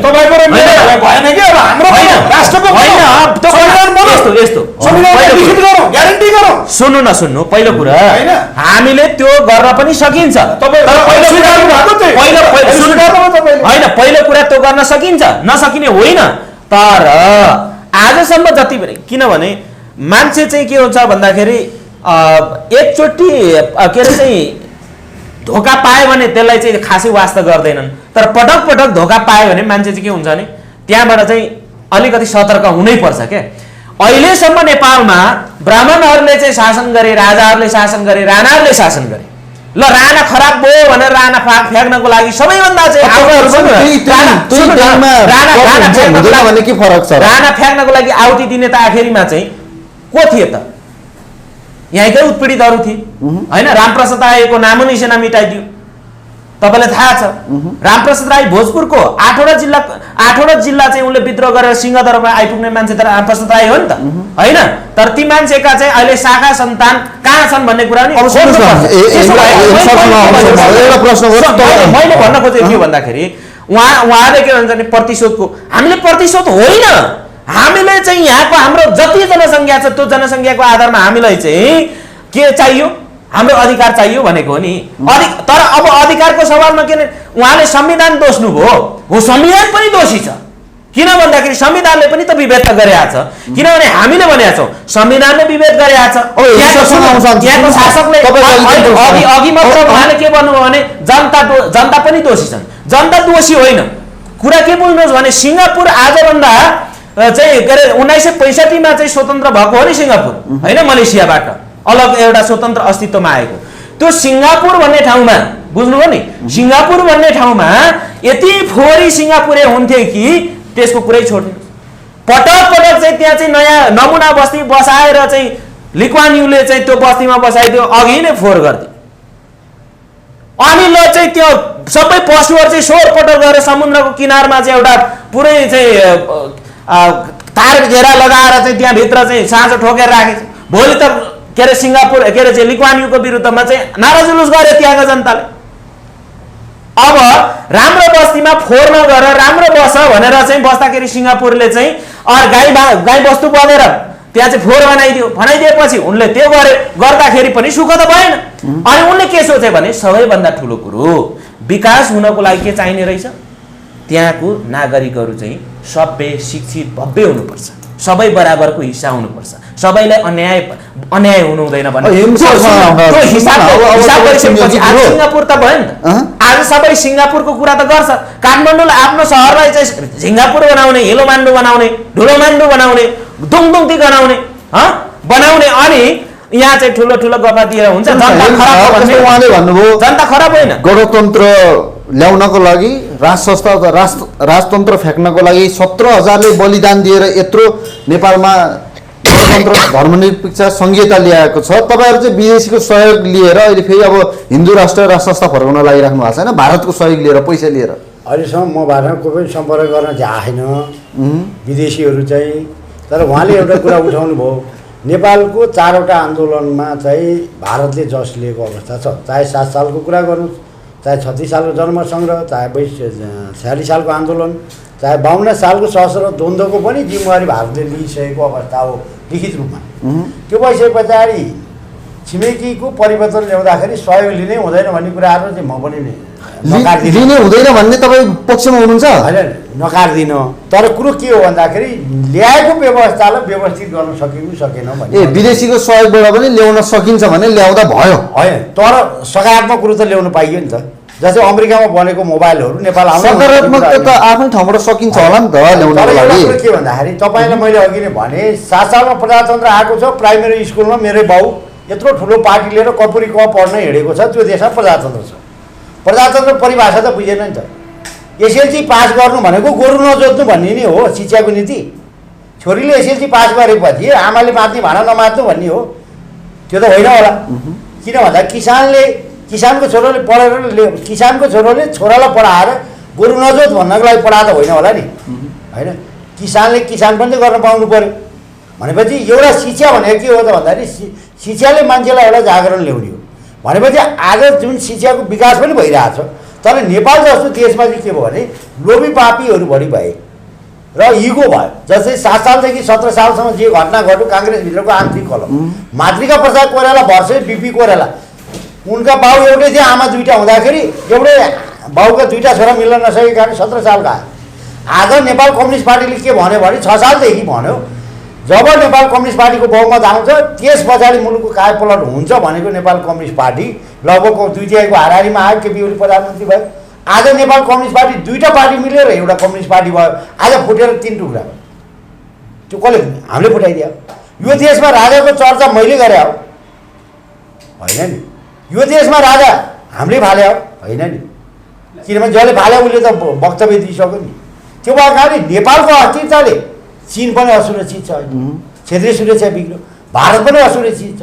जुन किसिमको उहाँले कुरा उठाउनु भयो, मैले भन्नु खोजेँ मेरै घरमा तपाईँको 80% अशिक्षित छन् मेरो फ्यामिलीमा होइन।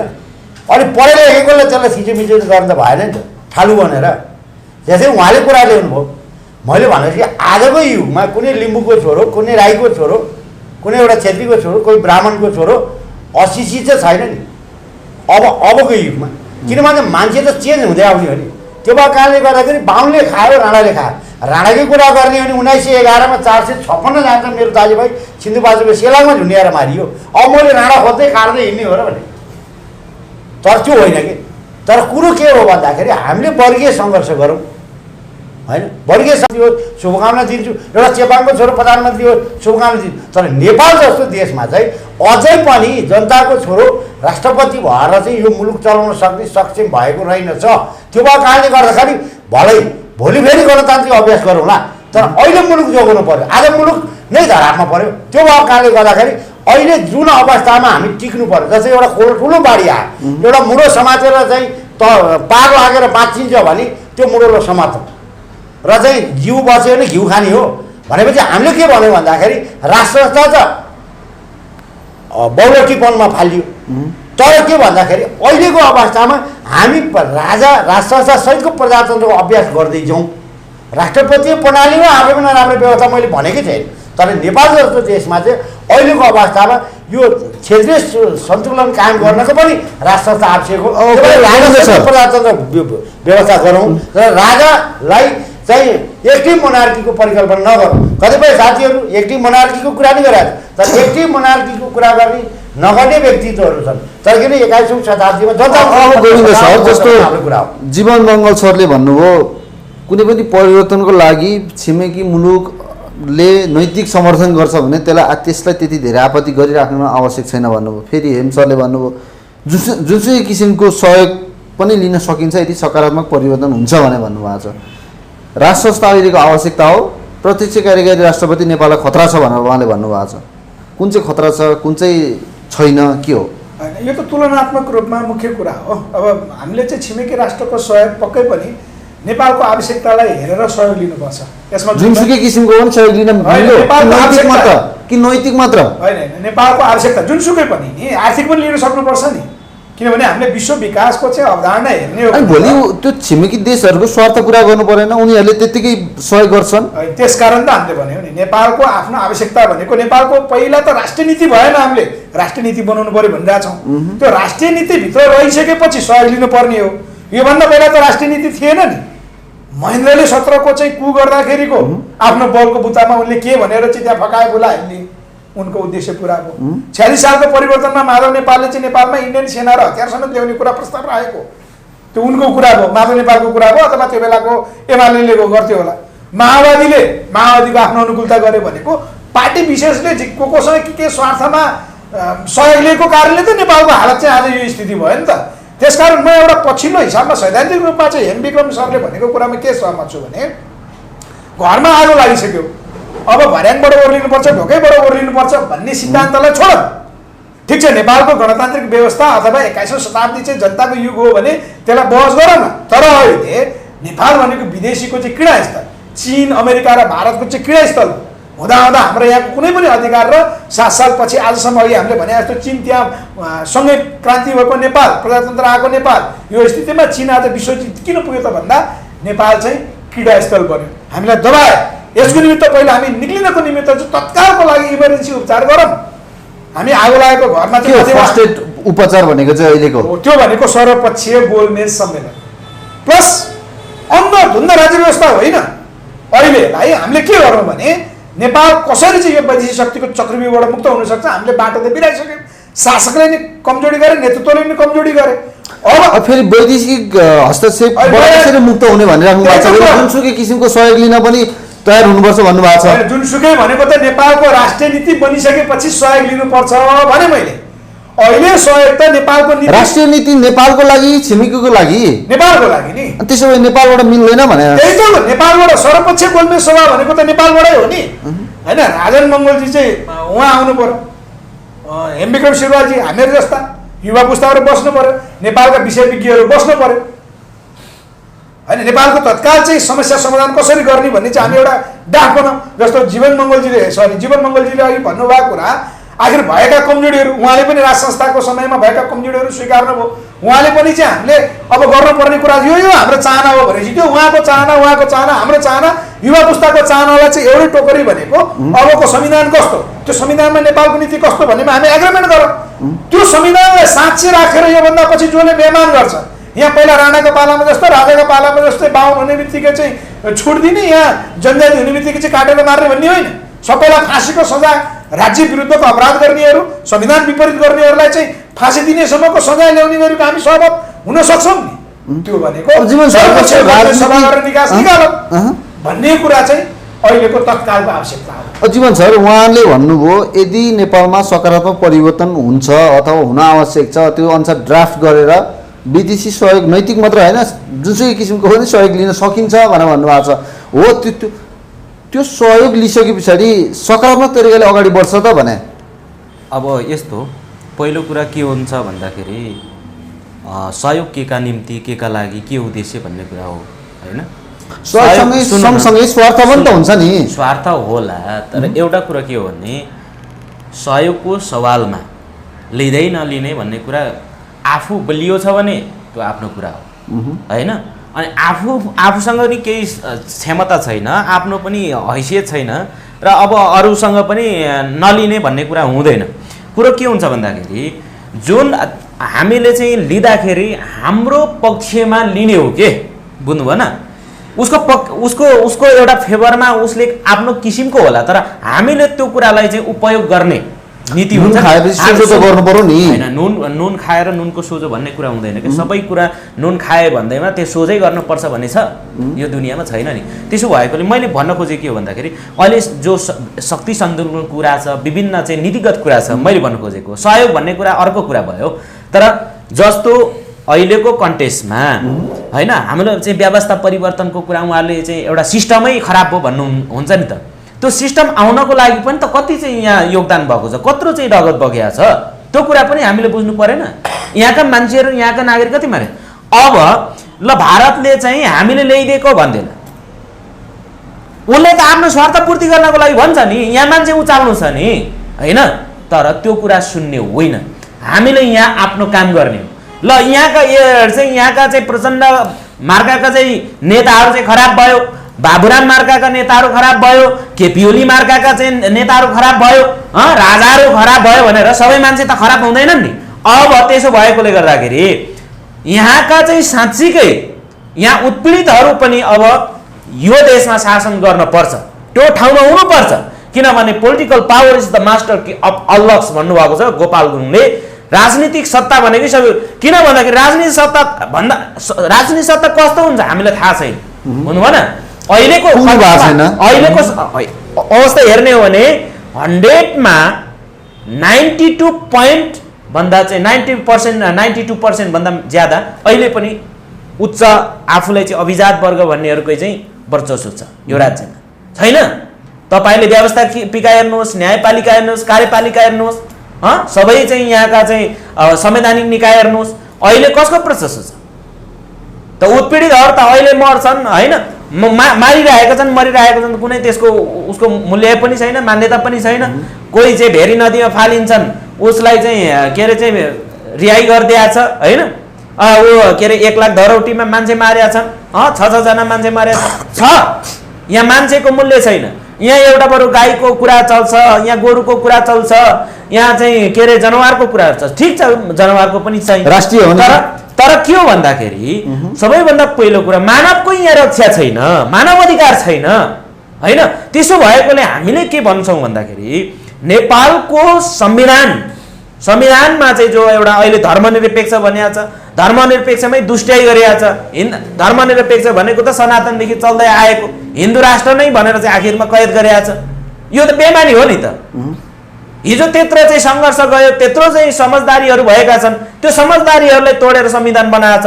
2063 को अन्तरिम संविधान भन्दा नि गए गुज्रेको संविधान बनाइदिएको छ।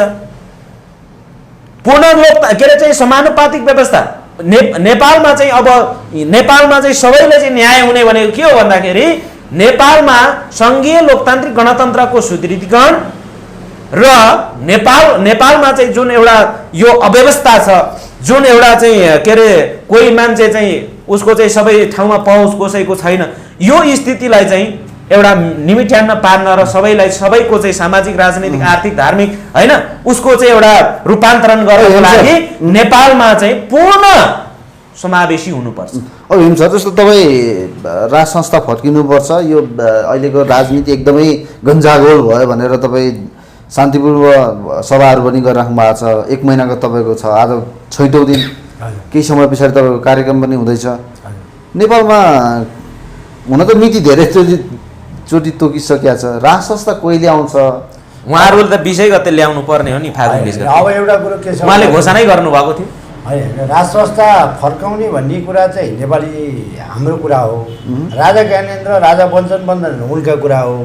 त्यो भएको कारणले हामीले के भने अनिश्चित छ होइन, यो आन्दोलनमा किन राजा आउँदैन होइन, अनिश्चित होइन। तपाईँको संसारमा आन्दोलनले के जन्माउँछ भन्दाखेरि बेलायतले पनि अब कहिलेको पनि राज संस्था नफर्काउने भनेर फालेकै हो, किनभने उनीहरू धेरै डेभलप भइसकेका थियो। तर 11 वर्षपछि बेलायत रहनको लागि राज संस्था ल्याइयो। त्यसै कारणले हामीले पनि अब यो नेपाल चाहिँ अब छिमेकीको कुरा अहिले भर्खर आइहाल्यो, सबै फेर्न सकिन्छ, छिमेकी फेर्न सकिन्छ। तर छिमेकीहरू दुष्ट भयो भने मुलुकले दुःख पाउने हो। किन भन्दाखेरि त्यो भएको कारणले गर्दाखेरि नेपाल जीवन्त राख्नको लागि हामीले चाहिँ राज संस्थासहितको प्रजातन्त्र अभ्यास गरौँ। राज संस्था अब हामी प्रयासमा छौँ। यो आन्दोलन पनि अब लगभग मैले उठाएको मुद्दा त 11 वर्षै भइसक्यो। किन भन्दाखेरि हुन त 12 वर्षमा खोलो फर्किन्छ भन्छन्। मलाई चाहिँ के लाग्छ भने यो राज संस्थाको मुद्दा यति छिटो यति ठुलो चर्चामा आउँछ चाहिँ मैले कल्पनै गरेको थिइनँ। किनभने यो जसले व्यवस्था ल्यायो नि, भस्मासुरले वरदान पाएको ताकदिङ नाकदिङ ताङ गरेर नाच्दै आफै सक्थ्यो। त्यो भएको कारणले किनभने जुन व्यवस्थाको परिकल्पना गर्ने मान्छे नै तपाईँको राजाको चाहिँ व्यवस्थामा शान थियो, कत्रो इज्जत थियो। उहाँ चाहिँ के अरे असनमा छिर्दा टपरीमा मोमो उदाहरण तपाईँहरू किन उत्सव त मनाउनुहुन्छ? तर म चाहिँ के भन्छु भने नि, यो गणतन्त्रले कमसेकम जनताको जीवनस्तर उठाइदिएको भए यो जुन एजेन्डा मैले राज संस्थासहित प्रजातन्त्र यो व्यवस्था जति बदनामी आफै हुँदै जान्छ त्यति छिटो पर्छ। तपाईँहरू आफै चाहिँ सक्षम भएर नआउने रहेछ। सक्षम त गर्छ। म राजा हुने होइन, मैले त सपोर्ट गरेँ अब राज संस्था हुनुपर्छ भनेर। म राजा हुने हो र भने म हुने भए डेट आजै भनिदिन्थेँ। अब राजा त अर्कोलाई बनाउनु दिन्छु होइन। त्यो भएको कारणले गर्दाखेरि त्यो उचाल्ने काम मात्र उहाँ शुद्ध राजावादी पर्नु भएछ। यहाँ त युरोपद्वारा परिचालितहरूले त मितित्व राजावादी पनि हो, विदेशबाट परिचालित राजावादी पनि छन्। यहाँ विदेशीद्वारा परिचालित योजनाबद्ध भएकाहरूले मिति तोकेर वास्तवमा उहाँहरू जस्ता विशुद्ध चाहिँ निष्ठापूर्वक राज संस्था चाहिन्छ भनेर आवाज उठाउनेहरूको बदनाम भएका हो नि त। म त भनिदिन्छु त्यो। त्यसकारण मेरो तपाईँलाई सुझाव छ होइन, तपाईँको चाहिँ यी अहिले बाहिर चाहिँ युरोपियन युनियनद्वारा परिचालित योजनाबद्ध रूपमा चाहिँ राज संस्थालाई बदनाम गराउने र यहाँ द्वन्द्व उद्योग चलाउनेहरूका पात्र, मैले भन्ने नामै तोकेँ, अघि पनि तोकेँ, त्यस्ताहरूलाई शुद्धिकरण ल्याउनु, त्यस्ताहरूलाई कार्यक्रममा पनि नभित्राउनुहोस्। मङ्गलजी के हो, अलिकति गणतन्त्र प्रति चाहिँ मान्छेहरूको अलिकति आक्रोश कुण्ठा वक्क दिक्क पेक्क भनौँ न त्यो किसिमको छ। हजारवटा छोटे राजाहरूभन्दा एउटै राजा भएको बरु बेस रहेछ भन्ने खालको कुराहरू आइरहेको छ। राज संस्था आउँछ नेपालमा, राजतन्त्र आउँछ होइन? यो प्रश्नको विषय होइन। राजतन्त्र यो एउटा चाहिँ संवैधानिक रूपमै अब खारिज भइसकेको हो। अब आउँदैन भन्ने त छैन होला नि त होइन? होइन, राजा ज्ञानेन्द्रलाई चाहिँ नेपालमा एउटा चाहिँ त्यो ठाउँमा पुग्नै पर्छ भने राजा ज्ञानेन्द्रले चाहिँ एउटा चाहिँ चुनाव लडेर इलेक्सन लडेर पार्टी खोलेर पार्टीको चाहिँ नेतृत्व गरेर आउन सक्छ। गणतन्त्रले त्यो सुविधा दिएको छ। तर त्यो राजतन्त्रले त त्यो सुविधा दिँदैन नि त, बुझ्नु भएन? राजतन्त्रले हामी राजा बन्न दिँदैन कि।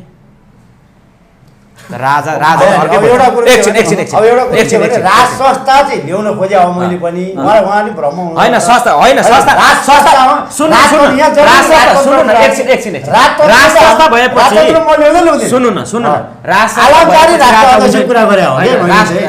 अब यहाँ राजशस्त्र भएपछि राजशस्त्र भएपछि राजा हुन्छ कि हुँदैन भन्नु न तर म त कहिले राजा चाहिँ हुन्छ कि हुँदैन भन्नु न म त राजतन्त्रकै म राजतन्त्र पक्षमा होइन, राजसंस्था चाहिँ हुनुपर्छ। म त तन्त्र अब राजसंस्था रे राजसंस्था भनेको त तिक्रिकै त एउटा मात्र त हो होइन, संस्था बेलायतमा होइन नि जस्तो त। आलमकारी रूपमा राख्नु खोज्यो होइन आलङ्कारिक नै भए पनि राजा आवश्यक त छैन के यति कुरा हो राजा तपाईँ र म राजावादी हिँडिया सुन्नु, तपाईँ र म गणतन्त्रवादी भए पनि यो देशमा राजसंस्था छिटै फर्किने सम्भावना छ। होइन त्यो त अस्ति 11 के अरे फागुन 11 गते तपाईँहरूले फर्काइसक्नु भएको छ नि कसले भन्नु त्यो त होला? होइन त्यो तपाईँसँगै बहस गरेको मैले होइन, डिबेट गरे होइन। खोइ त 11 गते 100% फर्किन्छ भन्नुभएको छ अनि फर्किन्छ। इन्टरभ्यू हेर्नु न आफैले बोलेको बिर्सिनुहुन्छ तपाईँ बिर्सेको होइन भने वैशाख 11 त आफूले आउँछ नि। त्यो 11 गते तपाईँले फर्काइसक्नु भएको छ यार होइन, ठिक छ। मैले देखेको चाहिँ के हो भने राज संस्था फर्किन्छ कि फर्किँदैन भन्ने कुरामा चाहिँ यहाँ चीन भारत र अमेरिका मिल्यो भने राज संस्था फर्किन्छ फर्किन्छ स्योर फर्किन्छ कसैले यहाँ निर्णय कसैको केही लाग्नेवाला छैन केही लाग्नेवाला छैन अँ। यदि हामीले अघि भनेको जस्तो वास्तवमा देशभक्त जीवन मङ्गलजीले भन्नुभएको हाम्रो राष्ट्रको चिन्ता हो होइन उहाँले गर्नुभएको मैले गरेको राष्ट्रलाई केन्द्रमा राखेर हामीले चिन्ता गरिरहेछौँ सर्वपक्ष गोलमेज सभाको आगामी नेपालको राष्ट्रिय नीतिलाई किन केन्द्र मानिरहेछौँ भन्दा हामी राष्ट्रको चिन्ता गरिरहेका छौँ होइन मैले फेरि यहाँ अहिलेका केही पात्रहरू चाहे बालकृष्ण चाहे चाहिँ हाम्रो सुरेन्द्र भण्डारीजीहरूलाई हातखुट्टा भाँच्नु पर्छ भने राजनीतिक विषयलाई फेरि अन्यथा नलिनु होला उहाँहरू त मुद्दा हाल्न फेरि दौडिहाल्नुहुन्छ उहाँहरू पनि मुद्दा हाल्न दौड्यो भने हाम्रै राजनीतिक कारवाही होला नि द्वन्द्वमा जाने हाम्रो होइन मनसा छैन। जाने कुरा होइन मैले राजनीतिक रूपमा प्रतिबिम्बित गरेको कुरा के हो भने यहाँ अमेरिका भारत र चीन जसरी अहिले केन्द्रित छन् र उनीहरू निर्णायक अवस्थामा छन् उनीहरूले निर्णय गरेको अवस्थामा राज संस्था आउँछ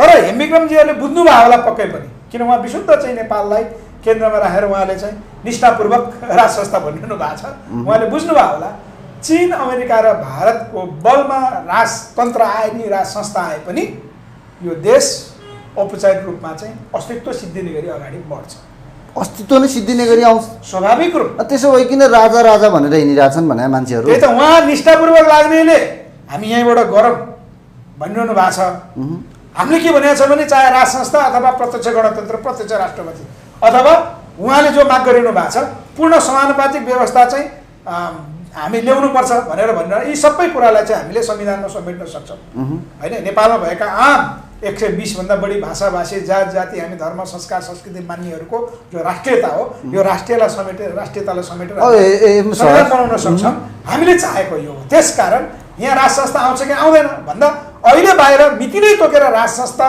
यति गति आउँछ यति गति आउँछ यति गति ल्याउँछ भन्नेहरू चाहिँ विशुद्ध मान्नुहोस् अहिले एकजना पत्रकार हुनुहुन्छ पात्ता पत्लो है उहाँको मैले नाम भन्न चाहन्न उहाँ भन्नुहुन्छ चीनले भनिसक्यो भारतले भनिसक्यो अमेरिका सल्लाह भइसक्यो अब यति गति राज आउँछ भनेर जो एउटै मिडियाबाट उहाँले चाहिँ प्रत्यक्ष हो त्यस्ता मान्छेहरू चाहिँ चिन्नुपर्छ हेमविक्रमजीहरूलाई चाहिँ म त्यस्ता पात्रहरू चिनेर कारबाही पनि गर्नलाई तपाईँहरू चाहिँ अगाडि बढ्नुपर्छ हेम सर जस्तो अहिलेको संविधानले जो कोहीलाई पनि दल दर्ता गर्न व्यवस्था गरिदिएको छ निर्वाचन लड्न व्यवस्था गरिदिएको छ निर्वाचन लडेर बहुमत लिएर 2/3 लिएर संविधान संशोधन गर्न पनि खुल्ला छ तपाईहरु हिम्मत चाहिँ किन गर्नुहुन्न पूर्व राजा ज्ञानेन्द्र शाहलाई धेरै नेताहरूले चुनौती पनि दिनुभएको छ दल दर्ता गर्नुहोस् चुनाव लड्नुहोस् बहुमत 2/3 लिएर आउनुहोस् शासन गर्नुहोस् किन राजा राजा राजा भने तपाईँ सही पोइन्ट मान्नु राजा ज्ञानेन्द्रलाई दल दर्ता गरेर पार्टी अध्यक्ष हुने अधिकार पनि छ उनको नागरिकता छ नि तर म चाहिँ राज संस्था ल्याउन खोजिरहेको छु के फरक यति हो कुरो बुझ्नु नि तपाईँले राजा ज्ञानेन्द्र उहाँलाई आवश्यक निर्वाचनबाट ल्याउन सकिँदैन अस्ति कोभिड लागेको थियो नि महाराजलाई मरेको भए म सती जान्थेँ कि तपाईँ जान्नु मैले भने राजा ज्ञानेन्द्र युवराज पारसलाई तत्कालीन युवराज पारसलाई पार्टी खोल्ने अधिकार छ तर राजा ज्ञानेन्द्र र साझा नीति दललाई मेरो देशको राज संस्था भङ्ग गर्ने अधिकार थिएन भनिरहेको छु म तपाईँ व्यक्तिमा लगाएर जोडेर यो संस्था कहाँ बुझ्नु राज संस्था राजा ज्ञानेन्द्र चुनाव लडुन् स्वागत छ, तर म राज संस्था हुनुपर्छ। चुनाव लडेर 2-3 लिएर संविधान संशोधन गरेर ल्याउँदा भइहाल्यो नि होइन? राज संस्था र राजामा फरक होइन, तपाईँले पनि सक्नुहुन्छ नि त्यो त। मैले नि त भने त किन हिम्मत चाहिँ नगर्ने अनि राजा आऊ देश बचाऊ भन्ने, आफू मैले नसक्ने राजा अरूलाई दुवार्ने? भनेकै छैन, जनता आऊ राज संस्था फर्काऊ भनेको छु। होइन, राजा आऊ देश बचाऊ अर्को नारा गर्दा भन्छ जनता मलाई भोट देऊ म राज संस्था ल्याउँछु भन्दा भएन? होइन, राज संस्था सबैको सहमतिमा हुन्छ भने वेलकम, ब्रह्माण्डजीलाई नि वेलकम, उहाँलाई पनि वेलकम, मलाई नि वेलकम। मैले त्यो डिक्टेटरसिप राज संस्था खोज्या हो र हुँदै। म के भनिरहेको छु भने राजा ज्ञानेन्द्रलाई दल खोल्ने अधिकार छ, तर हेमविक्रम सिंहलाई राज संस्था ल्याउँदैछ। व्यक्ति त गौण कुरा हो। जीवन सर, उहाँहरू किन चुनावमा जान आँट गर्नुहुन्न? चुनावबाट अहिलेको सबैभन्दा व्यवस्था भनेको चुनाव हो होइन। अब के छ भन्दाखेरि त्यो पहिलाको चाहिँ सम्झना आउँछ, आदत आउँछ, सपनामा आउँछ होइन। त्यो पहिलाको गरेका कार्यहरू हुन्छ नि, आउँछ कि स्मरणमा, उहाँलाई पनि त्यो स्मरणमा आएर गर्नुहुन्छ टाइममा, त्यो उहाँहरूको अधिकारको कुरा हो। त्यसलाई म अन्यथा लिन्छु होइन। एउटा कुरा के हुन्छ भन्दाखेरि उहाँ हिजो होइन यस्तो म पनि त बाहुन विरोध, बाहुनको त विरोध गर्ने मान्छे मै हो नि। होइन अब पढाइ लेखा उही बाहुन छ, यस्तो औजीले पहिलो कुरा के हुन्छ भन्दाखेरि हाम्रो बाबु बाजेलाई अब काजी साहब खायो भनेर पनि हाम्रो कुनै गुनासो होइन, बुझ्नु भएन? खायो भनेर हाम्रो कुनै गुनासो पनि होइन, तर हामी जो यहाँ उत्पीडनमा छौँ, उत्पीडनमा भएका मानिसहरूलाई चाहिँ दबाउने कि उनीहरूलाई पनि उनीहरूको जीवनस्तरलाई उकास्ने? देश त्यतिकै समृद्ध हुन्छ। यहाँ चाहिँ जब झैझगडा नै छैन भने विकास भन्ने कुरा त हुन्छ नि, सबै जुड्छ नि। तर यहाँ जहिले झगडा अनि झगडा गराइराख्ने, जाति बिचमा झगडा गराइराख्ने, कहिले पनि उनीहरूको समस्याको समाधान नगर्ने, कहिले पनि सुझावहरू नसुन्ने, अनि हामी हौँ मै खाउँ मै लाउँ मोज मस्ती गरौँ सुख सयलमा बाँचौँ भने जस्तो गरेर चाहिँ आफू मात्र चाहिँ गर्ने। त्यो राममणि दीक्षितले चाहिँ भनेको कविता जस्तो नि, त्यस्तै पाराले चाहिँ अहिले काम चलाइरहेको छ। त्यो होइन नि त। हामीले भन्न खोजेको एउटा सुन्नुहोस् है, हामीले कुनै एउटा चाहिँ उशृङ्खलता, हामीले चाहिँ त्यस्तो एउटा चाहिँ समाजमा चाहिँ के अरे चाहिँ देशकै विरुद्धमा हामी लागेको कुरा त होइन नि त। हामीले के भन्दैछौँ भन्दाखेरि हाम्रो एउटा चाहिँ हामी बहुसङ्ख्यक, नेपालमा हाम्रो एउटा बहुसङ्ख्यक छ, तर आज हामीलाई चाहिँ फुटाएर अल्पसङ्ख्यक बनाइदिएछ, अनि हामीलाई अल्पसङ्ख्यक बनाएर राज्यबाट चाहिँ फेरि बिस्तारै पलायन गराइँदैछ। यो गलत छ। त्यसो भएकोले हामीले के भन्दैछौँ भन्दाखेरि यो कुरा चाहिँ हुनु भएन। राज्यबाट जुन राज्यले चाहिँ धर्मनिरपेक्ष, अब यहाँ चाहिँ के भन्छ, यहाँ बुद्धिस्टहरू छ, इसाईहरू छ, मुस्लिमहरू छ होइन, किराँतहरू छ, जैनहरू छ, चाहिँ प्रकृति पूजक मान्ने छ, सबै छ नि यो देशमा, सबै भाषाभाषी छ, सबैको चाहिँ अपनत्व हुनु पर्यो नि, सबैले चाहिँ न्याय पाउनु पर्यो नि। कुरा त यहाँनिर हो क्या। तर अब उसलाई जहिले पनि धेरै धेरै धन्यवाद छ, उसको कुरालाई चाहिँ गर्न भएन है त। हस्, धन्यवाद।